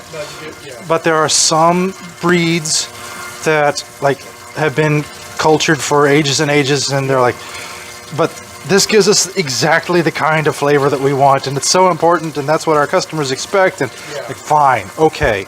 But for most people, like what you really want is the tang, and the protection that tang gives. yes, and that can be done very easily with encapsulated. By just adding citric acid. Yep.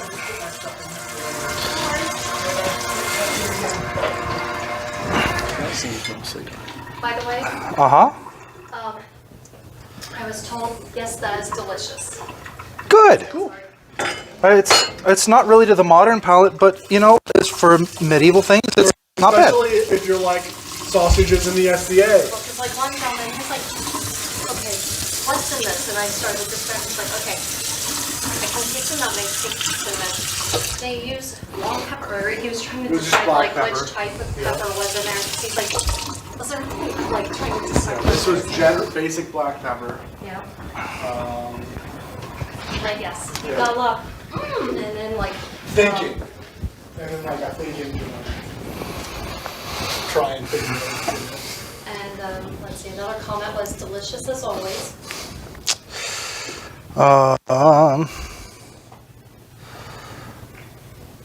1 teaspoon of salt. No, that's wrong. Why But- is that wrong? It's not enough. To do the emulsion. Well, I mean, probably I'd could. be able to pull a tiny bit out, do the emulsion, and then mix it back in. Where'd my salt go?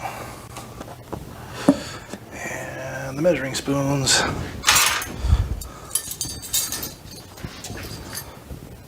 One. No, not enough.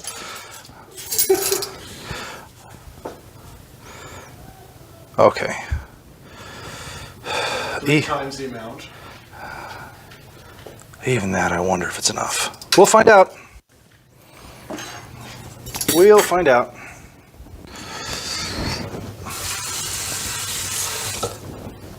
Oops, should be cold water. Always prefer cold water? Yeah, it doesn't melt the fat as much. Yes. Yep. I even hear grinding cold is probably a good idea. It is, yes. There are a lot of places that will grind with ice. Okay. They'll put ice in with the Because you're meat. adding water anyway. Yeah, they'll put ice in with the meat, and it'll keep the While you're doing the grinding. There are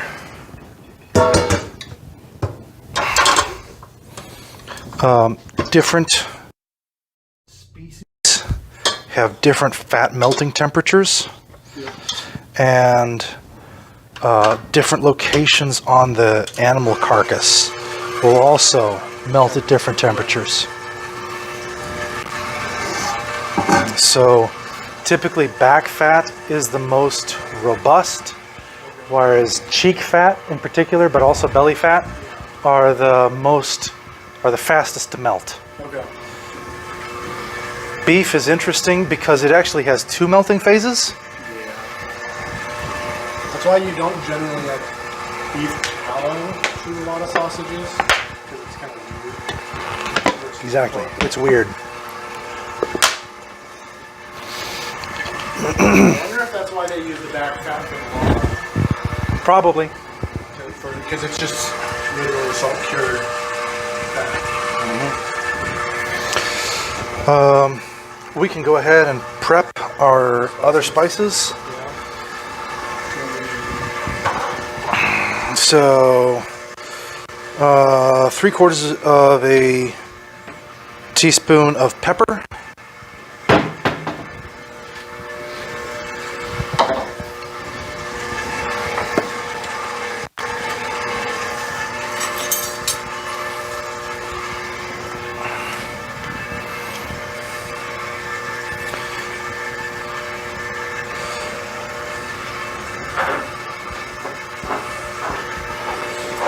I'm looking for thyme. Where's my thyme? Thyme. 1/2 teaspoon thyme.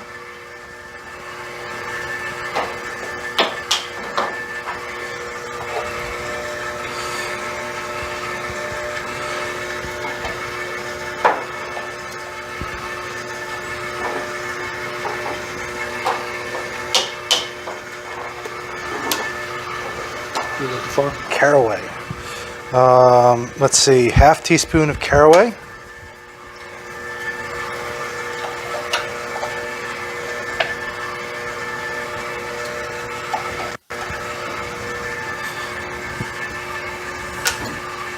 And that's it. Marjoram is a spice that we could use but do not have to. Okay. Are we adding any frog powder? Does not call for that, but Just to see, what 1/4 teaspoon maybe? see we probably should. Just an 1/8 teaspoon? Curing in the Middle Ages was done entirely through smoking. Yeah, well, I read that there was some really interesting studies on some of the salts that they used already had Or nitrate bearing. Nitrate bearing. Oh, that makes a lot of sense. Because they weren't the highly processed, like highly pure salt that we have.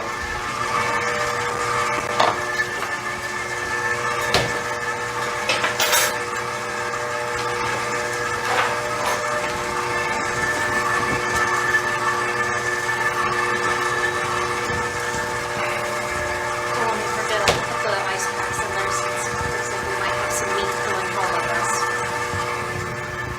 Good idea. Good idea. Well, I'm really full of good ideas, right?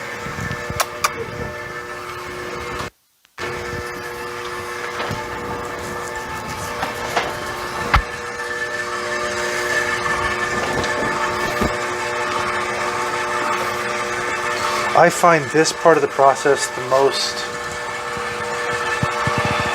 nerve-wracking. Sure. Like, Nerve-wracking. did I add too much water? Exactly. And I never do, Yeah. unless I'm, doing it deliberately to make a point. Close to 1-to-1 amounts. Then you're never going to be a problem, but it's always like, ah. But no, it's a chemical process that has to happen, and it has to happen over time. So that was all And of it's- our pork. That's right. And beef too. Some beef. Yeah. Are So we going to add other things to it, or is it just going to be this? depends. If and the reason it depends is because we're going to be seasoning basically to taste. Okay. And So if you want more meat flavor, you can use Yep. that. Okay.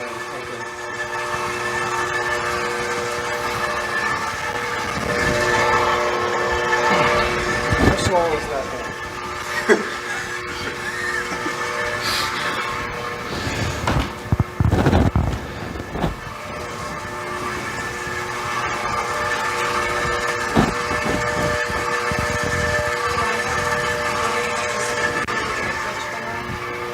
yeah. Because this is probably the last one, right?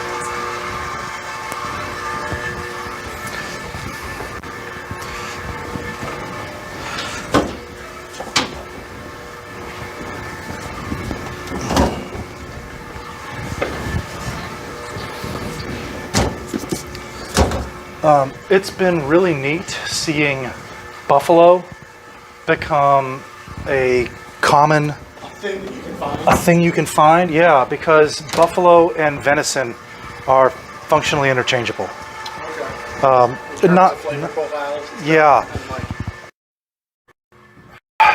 Venison is not quite as willing to stick robust together. as buffalo.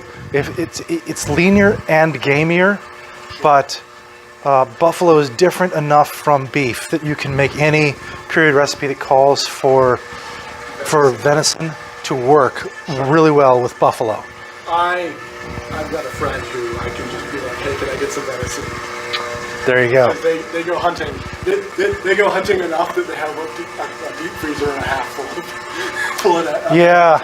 There And was. I'm like, okay. There's- And they're always trying to be like, hey, do you need any venison? And I'm like, no, I don't really right now.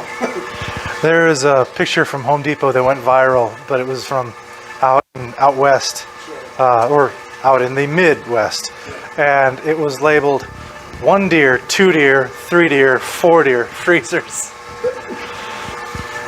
And like, whoever was prepping that display knew what was up.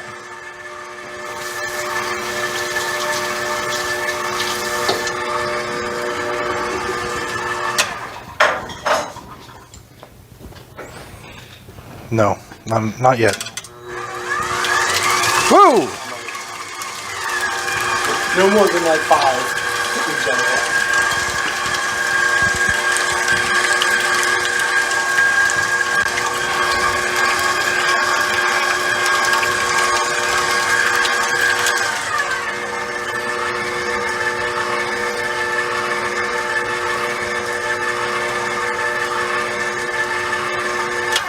I'm very concerned that this is fatting out. I don't think there was sufficient salt.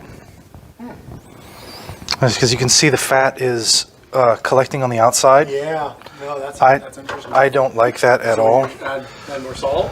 So we're going to add more salt and we're going to add more lean beef. Yeah, What is that, 90-10? 80-20. 80-20, yeah.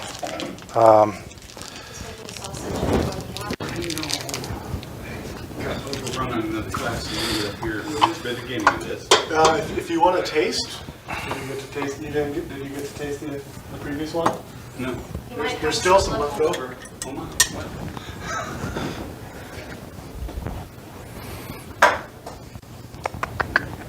Bowl. Pork beef, what, cinnamon, Cinnamon, nutmeg, or mace, Pepper. technically. Pepper, ginger. And the breakfast sausage.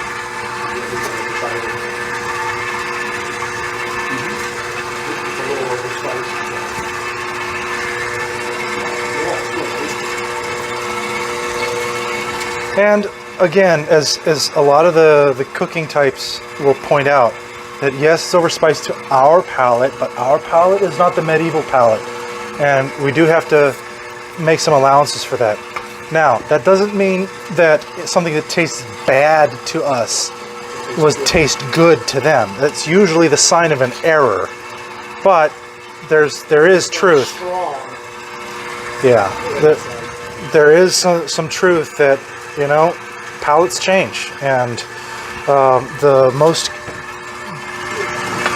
the best example I have of that is the American preference for salt over the past 30 years.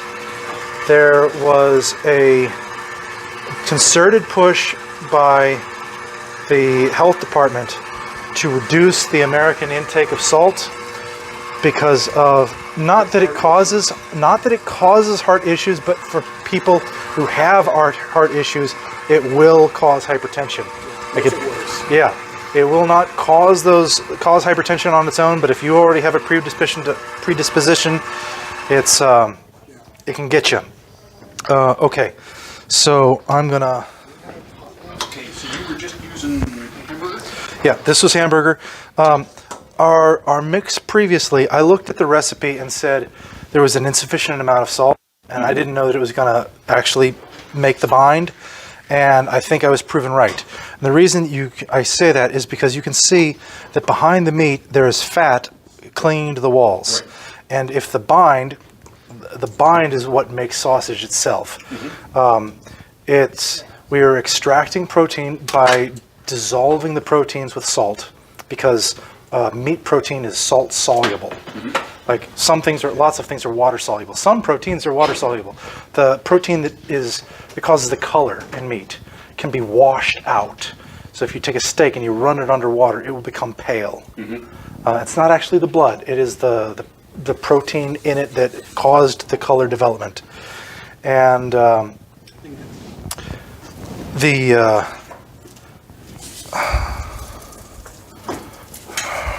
Would you like to try the sausage from before? so I'm gonna Cinnamon, nutmeg. Oh, wow. pull that aside. Cinnamon in there, but No, I like it, yeah. I think the balance is pretty easy. I'm just gonna hold this up and try and beat. Maybe. Raise that out of the way. There you go. Okay. Yeah. That'll Okay. work. Just to try and get a bind going. Started. So what will happen is that people won't know that this creating the bind is a thing. And so they'll put a sausage together using all the right recipes, but not the right procedure. And what they'll wind up with is flavored hamburger. You've probably had that at Feast. And so thinking that, you know, like they've had sausage before, they know it's supposed to stick together. So people will, and this is not just modern SCA people, this happens in period recipes too, they'll say, let's add an egg. You know, let's add an egg to it. We can hold it together the way we would put mayonnaise together. And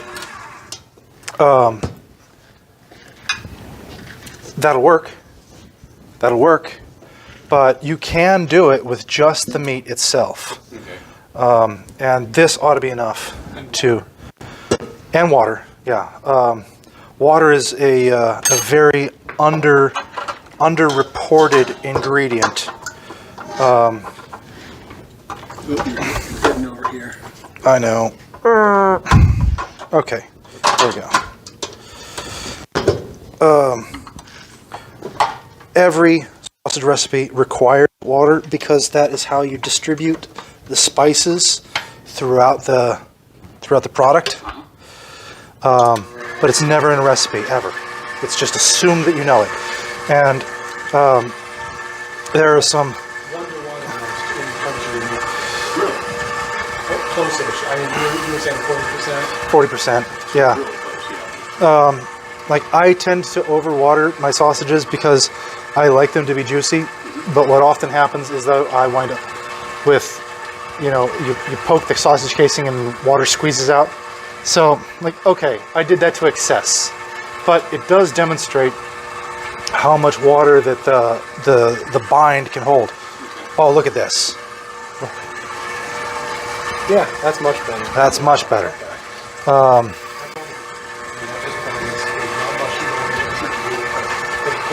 Pulled the rest of it back together. Yep.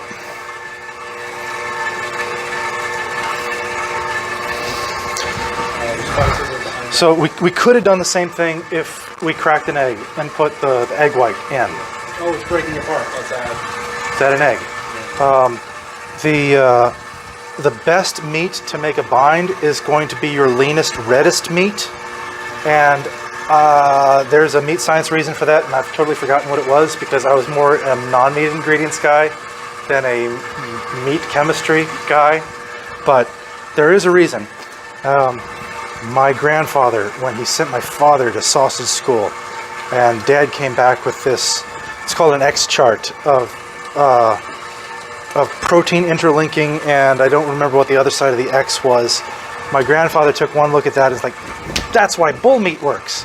Because he knew if your sausage was beginning to short out like ours had done, then you get some bull meat, which is your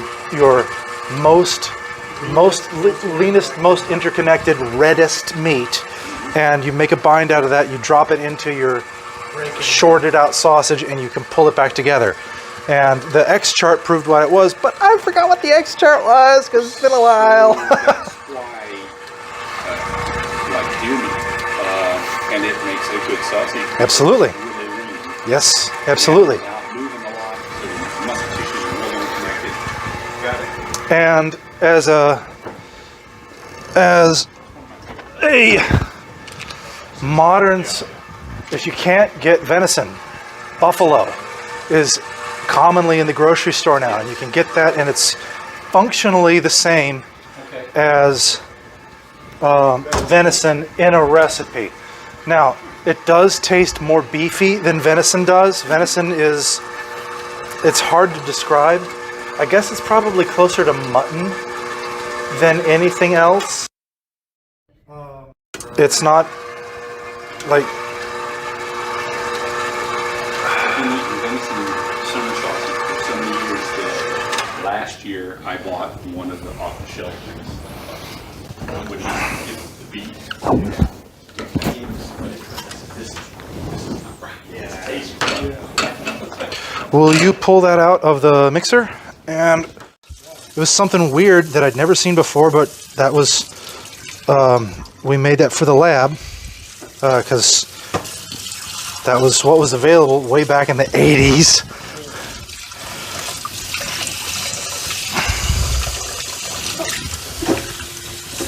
For like home purpose, for home use cases, is the one that comes with this like sufficient for making good sausage? Yeah, Okay. yeah, it's good. That's good.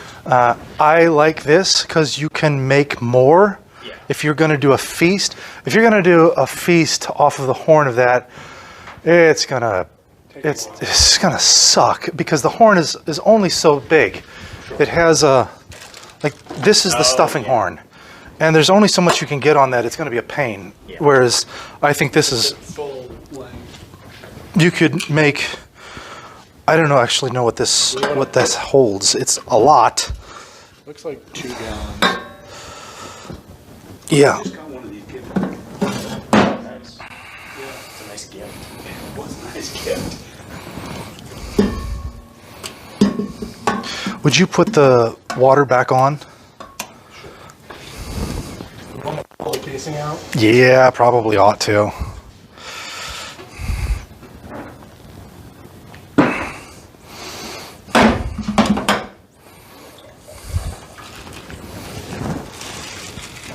Certainly know how to make a mess. Oh, this is not a clean hobby. At all. You use natural casing? I used to. Now I use collagen because it's easier to come by. And You don't have to get wet. yeah. I mean,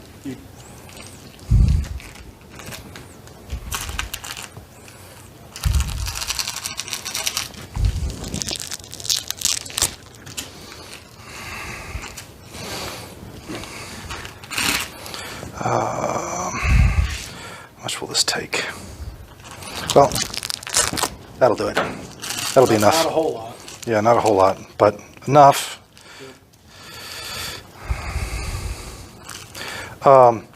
You can get collagen casing at Sportsman's Warehouse. I think Cabela's has it. I didn't check where else. I just found it close to me. This is the high gear.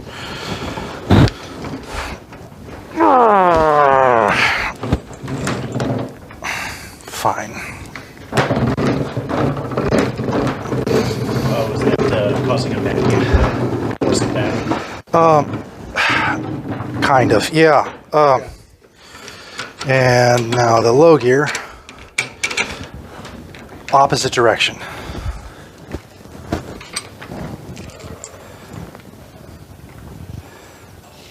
I think we still have some space.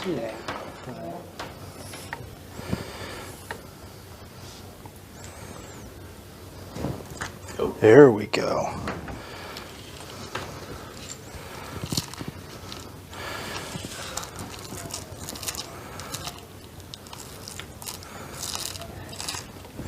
This is the part that everyone gets weird about. It's just me, y'all. In a tube. Well, as I understand it, it's a little bit of an art, just feeling that you don't overstep it so that you can twist it. Yeah, not as much as you'd think, but yes, yes. That the end? Okay. Hey, that's the name of it. Pretty good. Oh, never mind. It's like he's been doing it. Well, he has. His grandfather started a sausage business in Cincinnati. So. Yeah. Oh, yeah, Stop. he's doing stuff all over Ohio.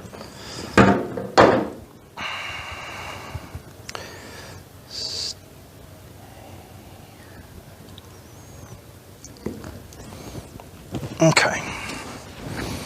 Now, do we prick it beforehand, or? We probably ought to, but we're not gonna. And what are the spices in this one? Did we add the spices? Yeah, we did, didn't we? No. Oh my God, we didn't? Open the bowl of spices. No! So this is literally just Just meat. pork and beef. Can you untwist We it? could It's just- all back in the Is there- bowl? Yes, we can. Is there salt? There's salt. Okay. Yeah. Yes, That's what makes it illusion. we can. We absolutely can. That's what we're gonna do. And remix it. There you go. Oh my gosh, I can't believe we did That, that. that looks to be about the right amount. Oh! Yeah. Okay. Glad I said Yeah. something. Thank you. I appreciate that. We would have been very confused. Like, where's all of the? Wait a minute. Yeah. Real bland. It's all one bite. You're real juicy. Yeah, sure. That's about it. Gosh. You could probably. Yeah. Well, come on, get off of there. We'll run all this out.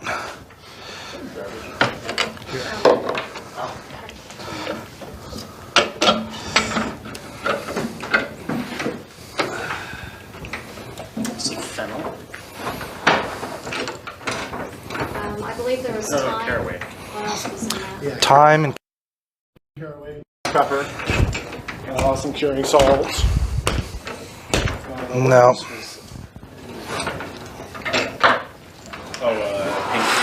Pink Can you hold that in? powder powder. The base. So I just have.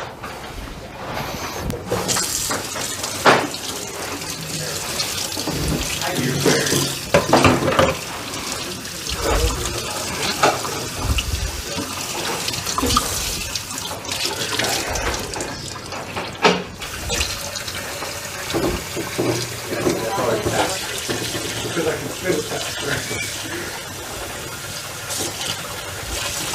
And now.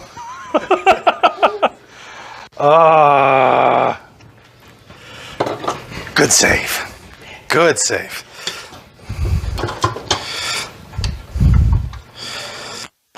And folding not take that long. The best way to with water, but I think we have enough water at this point that I'm not going to.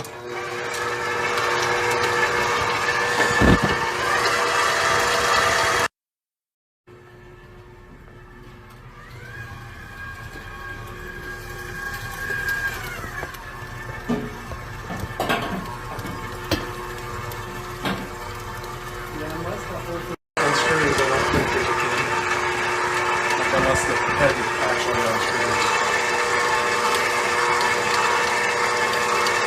Yeah, you talk about salt earlier. Uh-huh. I've had high blood pressure for several years. Yes. Although never to a problem apparently that my doctors had ever said, well, you should be on a low salt diet. Last year I had major heart problems. And afterwards they said, and we want you on a low salt diet. Yep. So now after a year of eating and watching my salt, I still eat things with salt, but I just make sure I watch the amount, Well, under what they recommend. you know, if you make your own sausage, you can moderate your salt quite a bit, because while you still need salt to make the bind, you do not need the whole sausage to be a bind.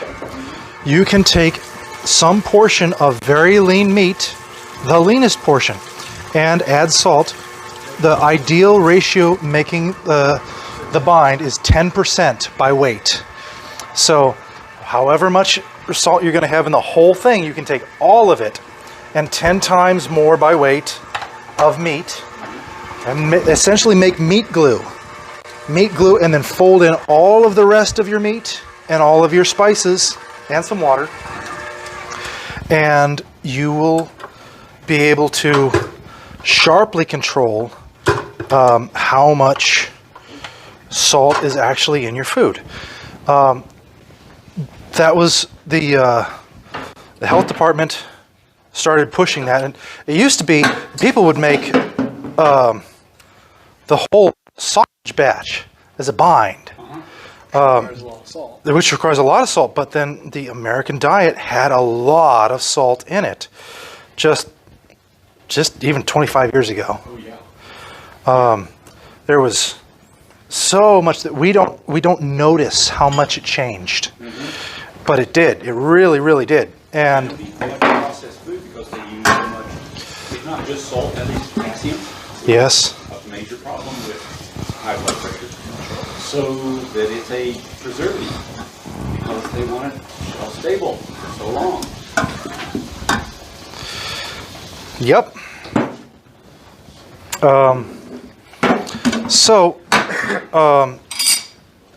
There's good reasons to have salt in the food, but you don't have to. So, I'll wash my hands. Sure. There was like some study that went on for a little bit about countries with blander diets and how it takes like a couple of months to adapt to it. Yes. And then when you come back to like Everything tastes America, crazy. everything is so salty. Yeah.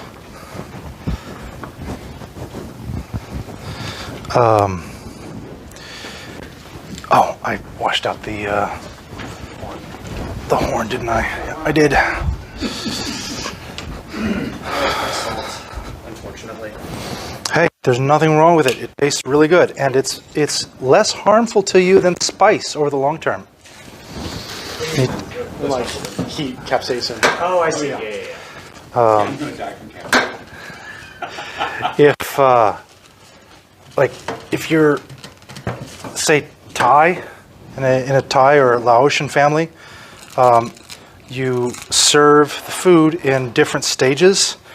The basically unseasoned stuff you give to the kids, and then you start seasoning. Ramp it up.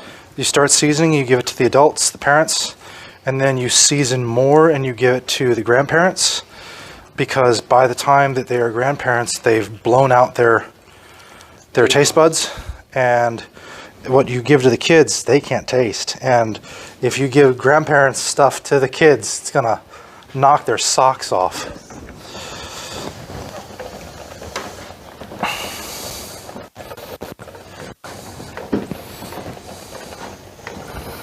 We're getting an arm workout today.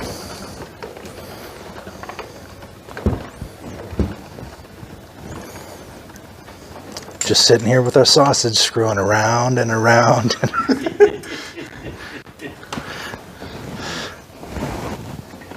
But yeah, for home batches, that still should work fine. That should work fine. Like for Yeah. anything, like especially these amounts. Woo! Yeah, go for it.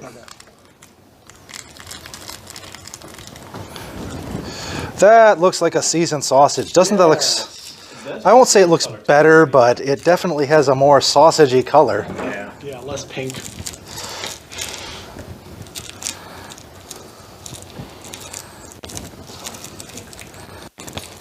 We're making sausage here. I am. And then you can taste test that. All there is?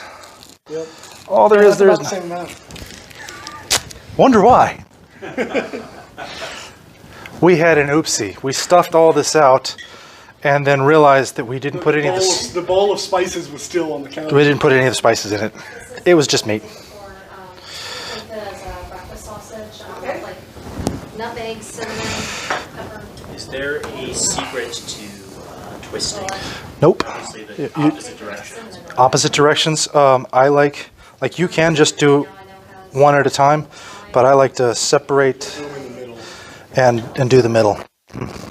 Okay. Arr.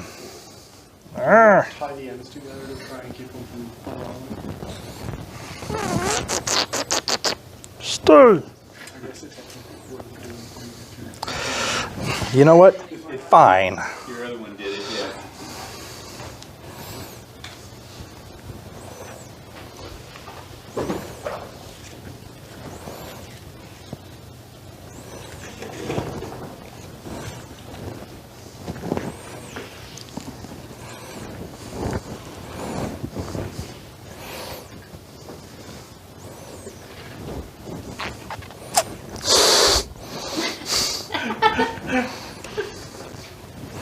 This sausage seems to be a problem all the way around. It's giving trouble. Hopefully it tastes good at the end. That's right. Well, it tastes better.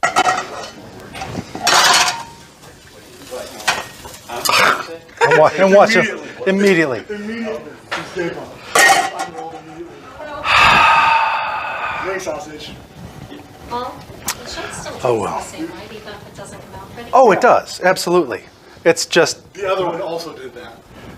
that's true. It did.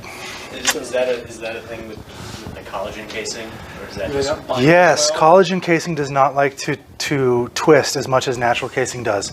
And that's because collagen is, like, the material is exactly the same. In fact, it comes from the same material. This is just processed, whereas natural casing...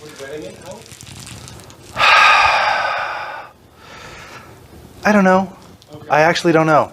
Because we wet the sheep one.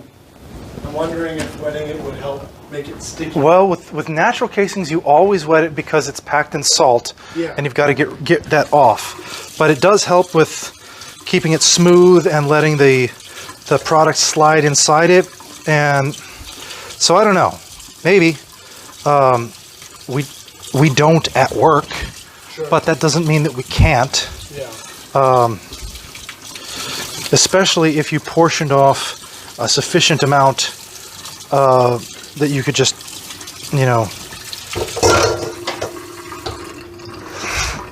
so you weren't killing the whole casing all at once. Sure. Just try a small batch, see how it works. Like, not that it would be particularly onerous to kill that amount of sausage casing, because that was like $10 at Sportsman's Warehouse, which is where I got that. So it wasn't a lot. Natural casing, if you can get it, if you can find a spot for it, is even less expensive. So it's the issue is coming up with it in the first place. It's an inexpensive ingredient, I suppose. Inexpensive component. It's not really an ingredient. It's just about sourcing, right? Yeah, like you can spend months looking for it and spend $5 once you find it.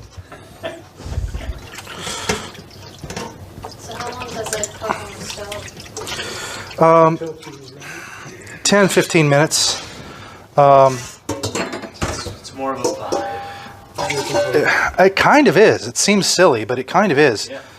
I just didn't know, like with baking, you put like a toothpick in to taste or to see if it's, if any dough comes up with the toothpick. If it's, Well, what will probably happen is the sausage will float because I've put a honestly excessive amount of water in it, and then it'll spit at me, and we will all laugh the way we did last time.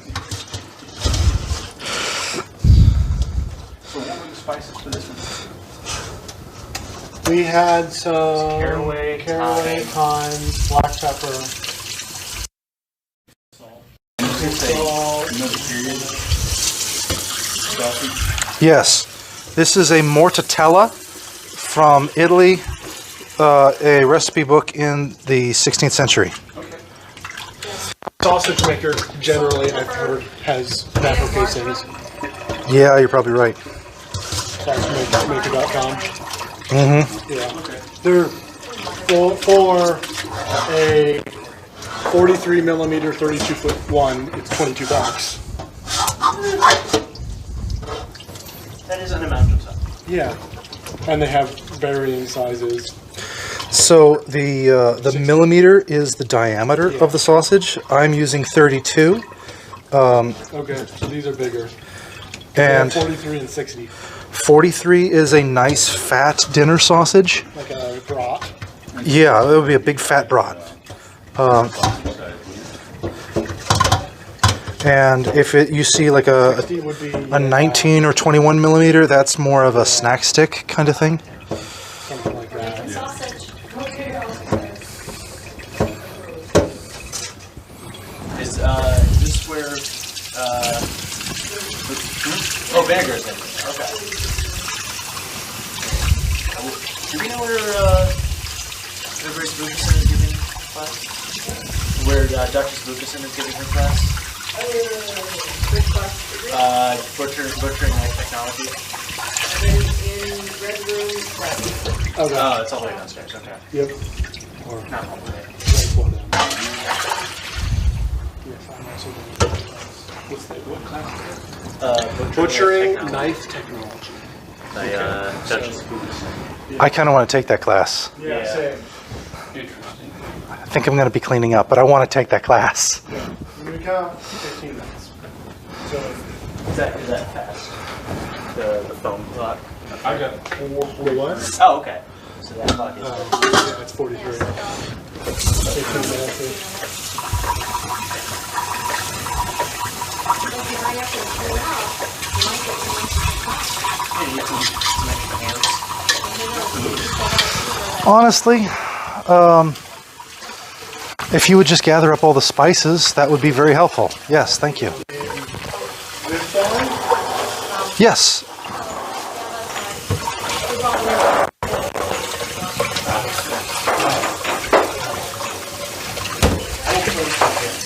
Sure.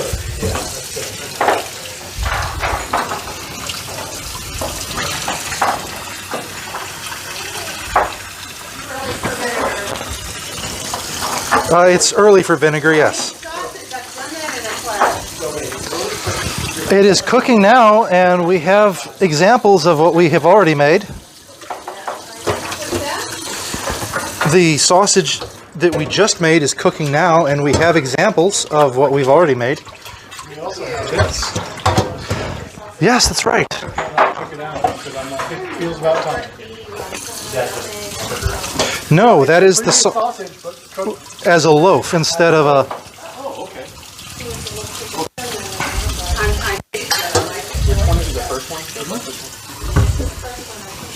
That is better. Is it? Yeah.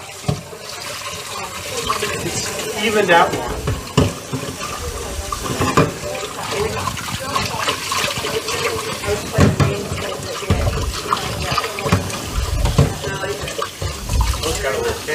Yeah, it ramps up. Very little fat. The white pepper. Oh, yeah. White pepper. The white pepper. Of your mouth. Black pepper hits the tip of your tongue. It's the first thing you taste, and is one of the reasons that we put black pepper on as much as we do, because you get a very good initial kick. White pepper fills your mouth. It hits your whole tongue and the roof of your mouth.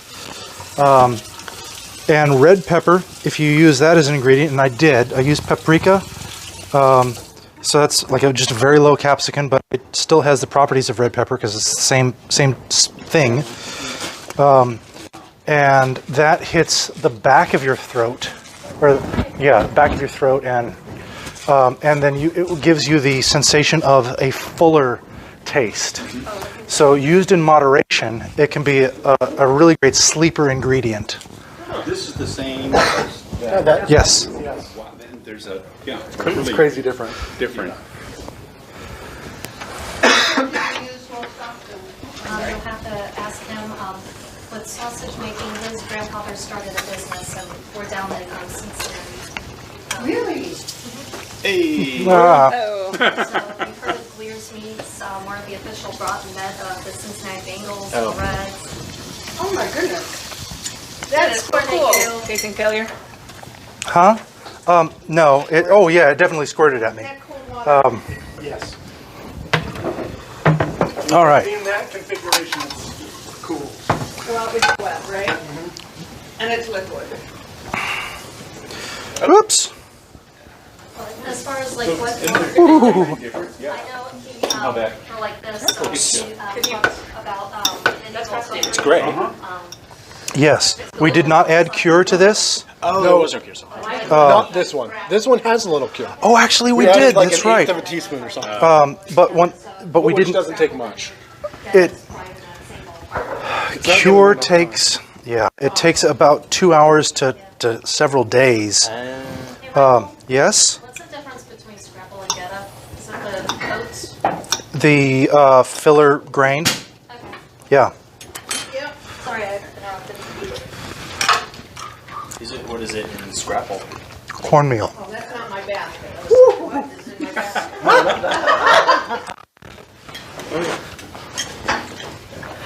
Oh, That looks pretty good.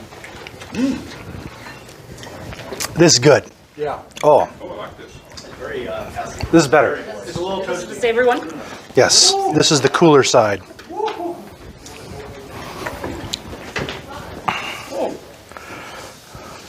Oswin, you gotta try this. Yeah.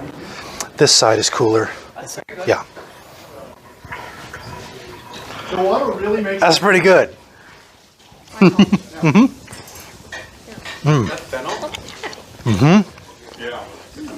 like that. That smells nice. Very small amount, but actually, yeah. Oh, yeah, no, you're right, it's caraway. Caraway. That's what, thank you for the correction, that's what I got. Yeah.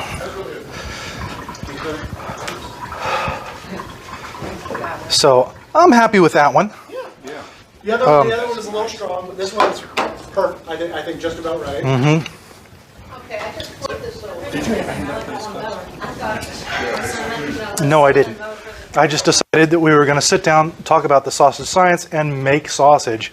And I think that went pretty well. So, How do you spell something? Wish I had been here, but it's informative for me. G-L-I-E-R. there's my wife bragging about me. So in our at Flaming Griffin's 12th night, Huh? I'm doing a bacon class, Nice. and I think I'm gonna try and do very similar. Where we're not gonna, I don't think make the bacon, but we're gonna taste the bacon. oh, bacon. Bacon or pancetta. Takes a while to cure bacon. Yeah. Yes, it But does. you can do it in about a week. Yeah. Yeah. So I think when I talk through Get out. a couple of the different varieties, Out, damn spot. but not go too far into the history. Does your company do like bacon and stuff? We don't, not anymore. We used to, but we're so focused on our primary product called Geta that we've given up a lot of the specialty stuff that we did, which was the cool stuff to me. Yeah. To me, but you know what? The market gets a vote on what's cool. Yeah. So I'm like, You would oh, market what I just had a bite of. I would order that and have it shipped. I know, isn't it good? Yeah. So this was from a recipe book in the 16th century from Italy. I think it was Mistress Ava Green who translated this recipe. So I'm not the guy who digs into the recipe books and does that. I just make the stuff. Make it, do it. Do you have your phone? Do you have your phone? Yeah. I have a. It's also There's one by one with the breakfast sausage you did before. That one has cinnamon and nutmeg. Mustard. You want to use a little on the sausage? You know that? That's a great idea. Oh, that would be. I want that back. Yeah, no. I get it. Mustard. Yes? Vegan or. Oh, yeah. This one.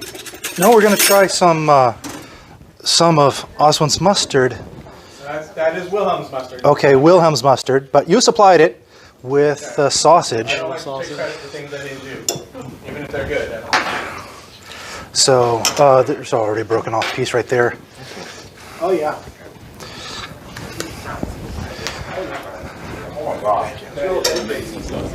It's a great sausage. A little bit of mustard flavor. it's very, very hot. And I have dainty little fingers. Ow. We can use the mustard to cool it. That is really good mustard too. Nice and strong. Whoo! Good seeing you. Wow. But I wondered why. Yeah. Like this I came last in at the one, perfect I time. like some sausage. I learned. Yeah. Yeah. Wow, There's, that's really good. I think that's going to be my Black Friday purchase, is a KitchenAid stand mixer. That's a. You should. You should. That's a. It's so useful. You know, So many and it different lasts things. forever, even if you only pull it out every couple of years. Yeah. It's going to be. Also, they have like a lifetime warranty on them or something. Yeah. Yeah. Crazy. Yeah. Okay. That's just the